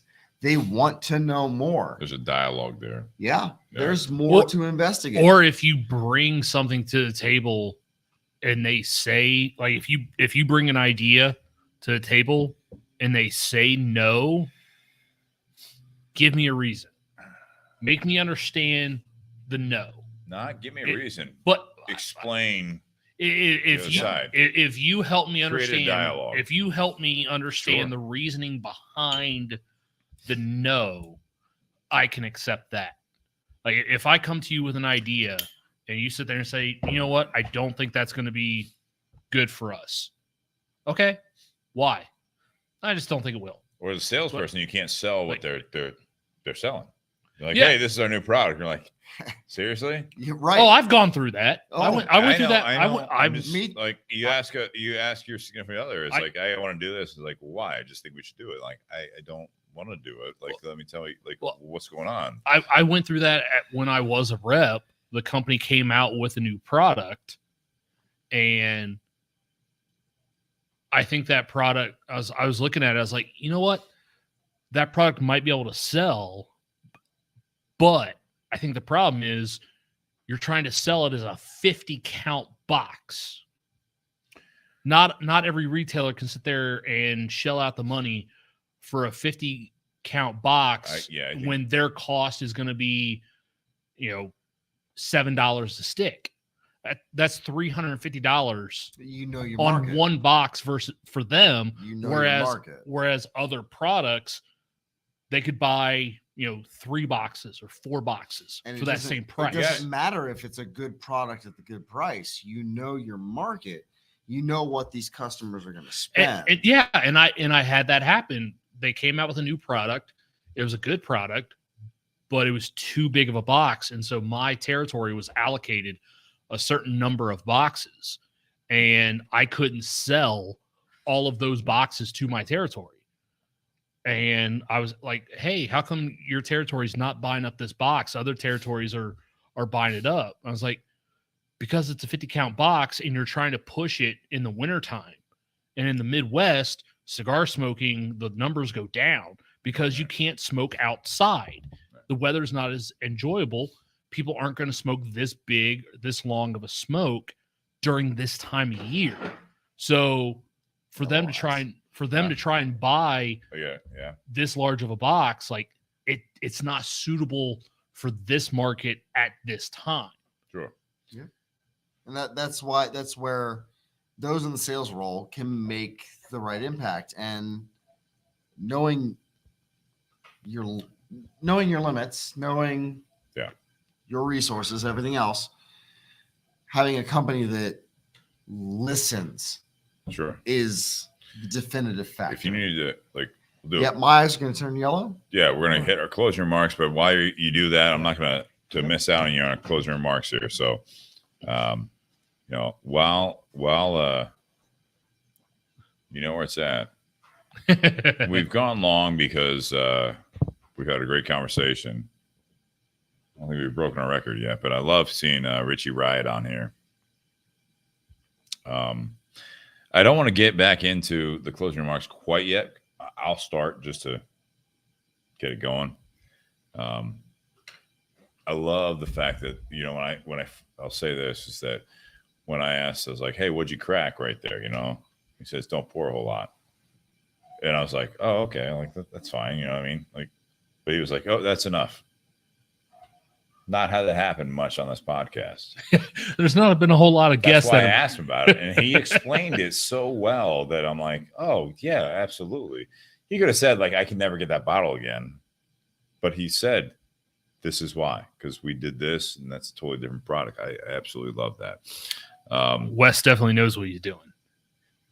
I've learned that very quickly, and I love that. I love the backing from Andemic, who I respect very much in this industry. Oh, yeah. Just some positive comments here. We're not on an intermission here, but this will be on the audio side of it. I will open it up real quickly while he is away from the stage here. Is that we're smoking the Trinidad Espiritu number 2. How do you think this pairs? What do you have in your glass right now? I currently have what the feature bottle is, the 5-year Nocino finish, batch 3. The Trinidad Espiritu number 2, AJ Fernandez. It's a lot of Brazilian, Nicaraguan tobacco. It's Brazilian wrapper, Brazilian filler. It's a little heavier. Very unique. It's a little heavier than the Upmann and Anejo that we started out with. Yeah. Which when I gave my pairing, we kind of talked about that towards the tail end, like maybe something a little richer. I mentioned Maduro. Maybe something with a little richer, something that had a little bit more of those chocolate notes. Absolutely different. Yeah. All right, so we kind of held down for you to come back out here for the closing remarks. We kept the thing going. Like he was dancing for a little bit. It was weird, but you said majestic wrong. I think I can do a killer electric slide. I think we have a different definition of majestic. Okay. Fair. You taste caramel. I taste butterscotch. It's fine. It's different. It's so different. So anyways, like with the closing remarks, let's round this out here. I'll really kind of try to start, and because normally, like Nate knows, is I'll go last, and I typically get interjected with. But I think with what you guys are saying about this whole part 2 topic of if it ain't broke, ... That's a thinking point. I think this is always, there's opportunity there. I think there is something that it's easy to get complacent. It's also easy to get to the point where you're just ready to jump ship every time you get confronted with something that's not comfortable with you. I think it's if it ain't broke, I have all the appreciation in the world for people that have, older generations that they work their ass off just to provide for the family, only to get questioned by 2 or 3 generations later. It's like, well, you don't understand. It's like, you don't understand. The reason that, like, it's not like a trust fund thing, but it's like the reason that we have this family life is because there was work put in. It's not always easy. I made the best of it. I think that it's a balance or a active quality of effort, of the fact that it's like, it's not just that you put up with it, but it's like, what do you want? Now all of a sudden you introduce other people into the mix. Like you said, you're an extrovert, Wes. It's like now you have your significant other. Now you have kids. Now you have other people involved. You have company involved. It's like, no, I'm coming in as myself. I love what you said with the job interview thing, where it's like I'm going to be myself in a job interview, for better or worse, in a sense. Mm-hmm. But at the same point, it's like, if I am a fit, I'm going to be that person. Yep. There's no chip on your shoulder. It's knowing yourself, knowing who you're around, and knowing who gives you some more worth, and hopefully the confidence that you give them some better worth in their side of it. It's all about that reciprocation of that relationship. Yep. If one party has these new aspiring goals to expand, hopefully you grow with them. Exactly. You know, if things are going well, that's great. But everything is moving forward, and if you just sit in that comfort level, it's if it ain't broke, don't fix it. You do that mentality long enough, it will be broken, and now you have to fix it. If you maintain vehicles, physical health, mental health, whatever, the relationship, you have to do that preventative maintenance to make sure that it is just still like going smoothly.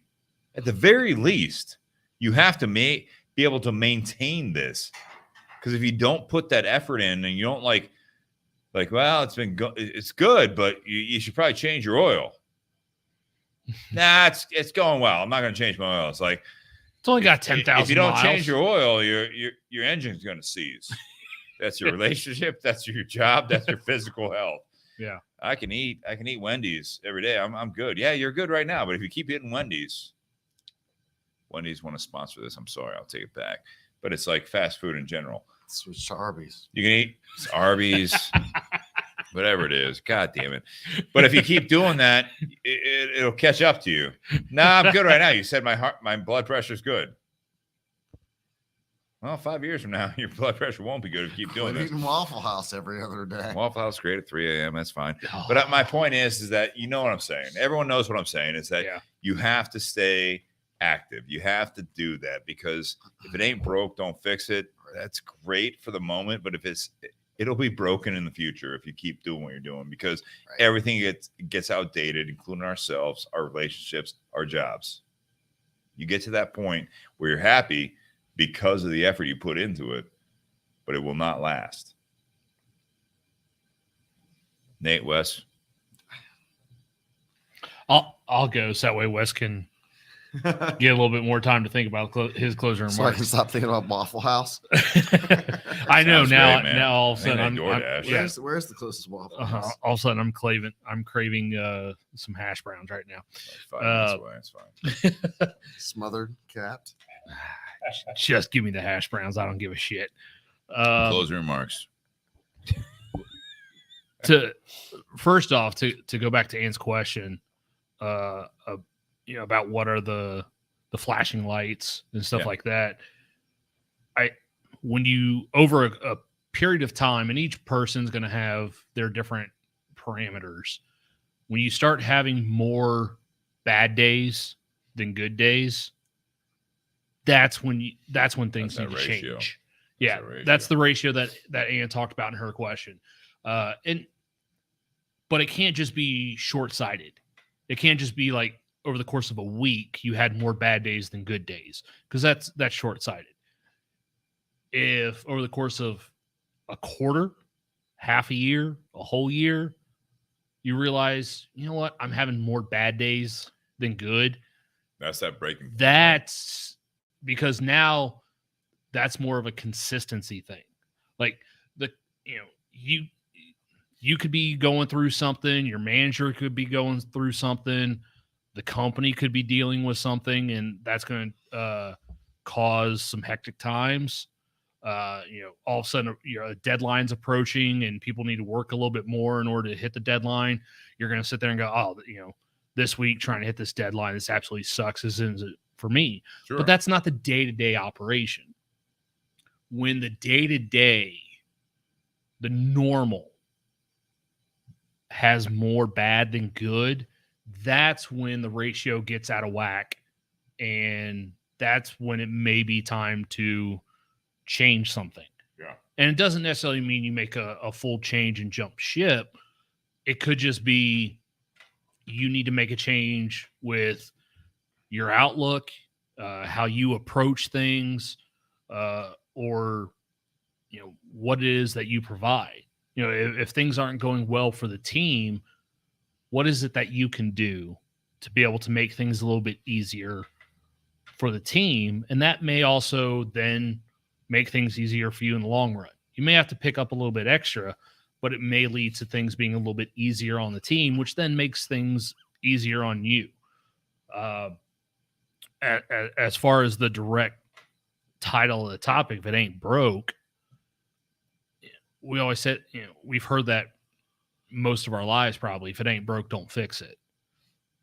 But sometimes just because if you stick with that, it could hold you back from growing.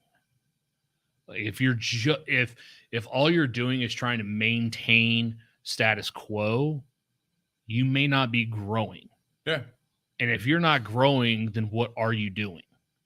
And it kind of makes me think that other saying, the day you stop growing is the day you start to die. The day you stop learning. The day you stop learning is the day you start to die. Yeah, you're right. So what are you doing? Like when that moment hits, where all of a sudden you realize, you know what? I'm not doing anything different. I'm not growing. I'm not learning. Do you just stick with that? Because, hey, it ain't broke. But do you just stick with that? You're maintaining. I think if you stick with that, just because things may not be broke at the time and you just stick with it, it's going to break eventually. Kind of like what you were talking about in the analogy of the oil change. Like, hey, my check engine light hasn't come on. I'm good. Let's roll. But all of a sudden that check engine light comes on and holy shit, there's problems now that you have to deal with that could have been solved just by doing regular maintenance. Sure. Just by keeping up with maintaining, you could have prevented the problem. But because that check engine light didn't come on for you personally, whatever that situation is, you didn't deal with it. Well, all of a sudden now you have more problems than you're able to handle or able to deal with at the time. Wes, so how about you? If it ain't broke, don't fix it. Is the saying. That's the saying. Okay.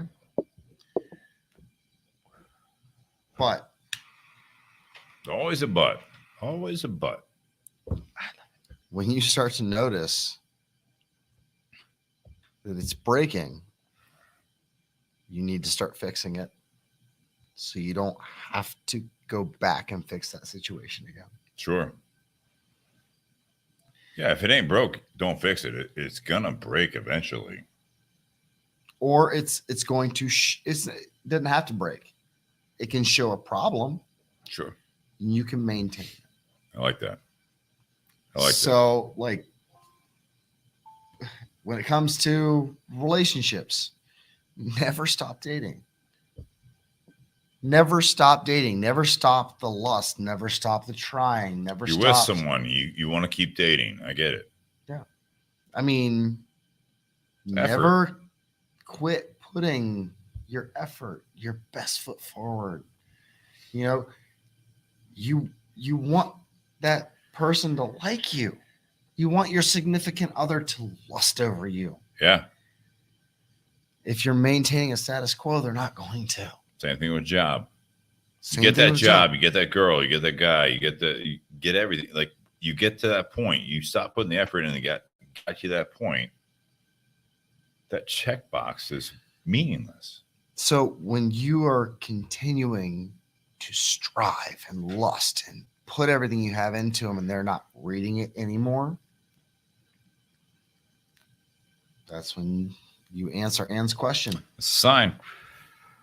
Because it's both ways, right? We talk about the employer, the significant other. It's that person in the mirror. Like if you don't appreciate where you're at, what got you there. Because who says you don't continue to do what moves you forward, and you don't end up right back into fall into old practices. Not just that, but say you're here, you're not being recognized anymore. You move here, you continue to strive, you grow. They see your growth. Sure. You end up back here with your growth. It happens. Yeah.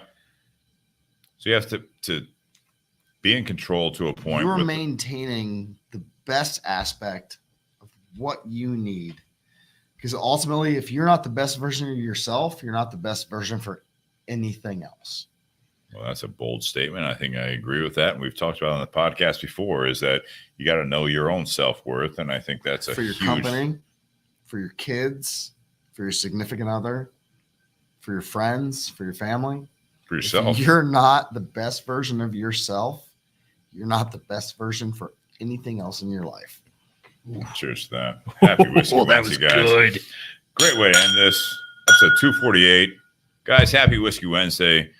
God, go check this out. Again, the lottery is still open for this bottle. I know no one really cares about this at this point, but that's what I'm saying is that if you're listening at this point, we have not talked about whiskey for a while, but that Nocino finished barrel is still available through the lottery. Wes, great first time. Hopefully you'll come back to the podcast and hopefully you got something from it. But if you don't, this is a good one and done, but hopefully it's a one of many. Cheers, guys. Happy Very Whiskey much Wednesday. enjoyed. Thank you. Absolutely.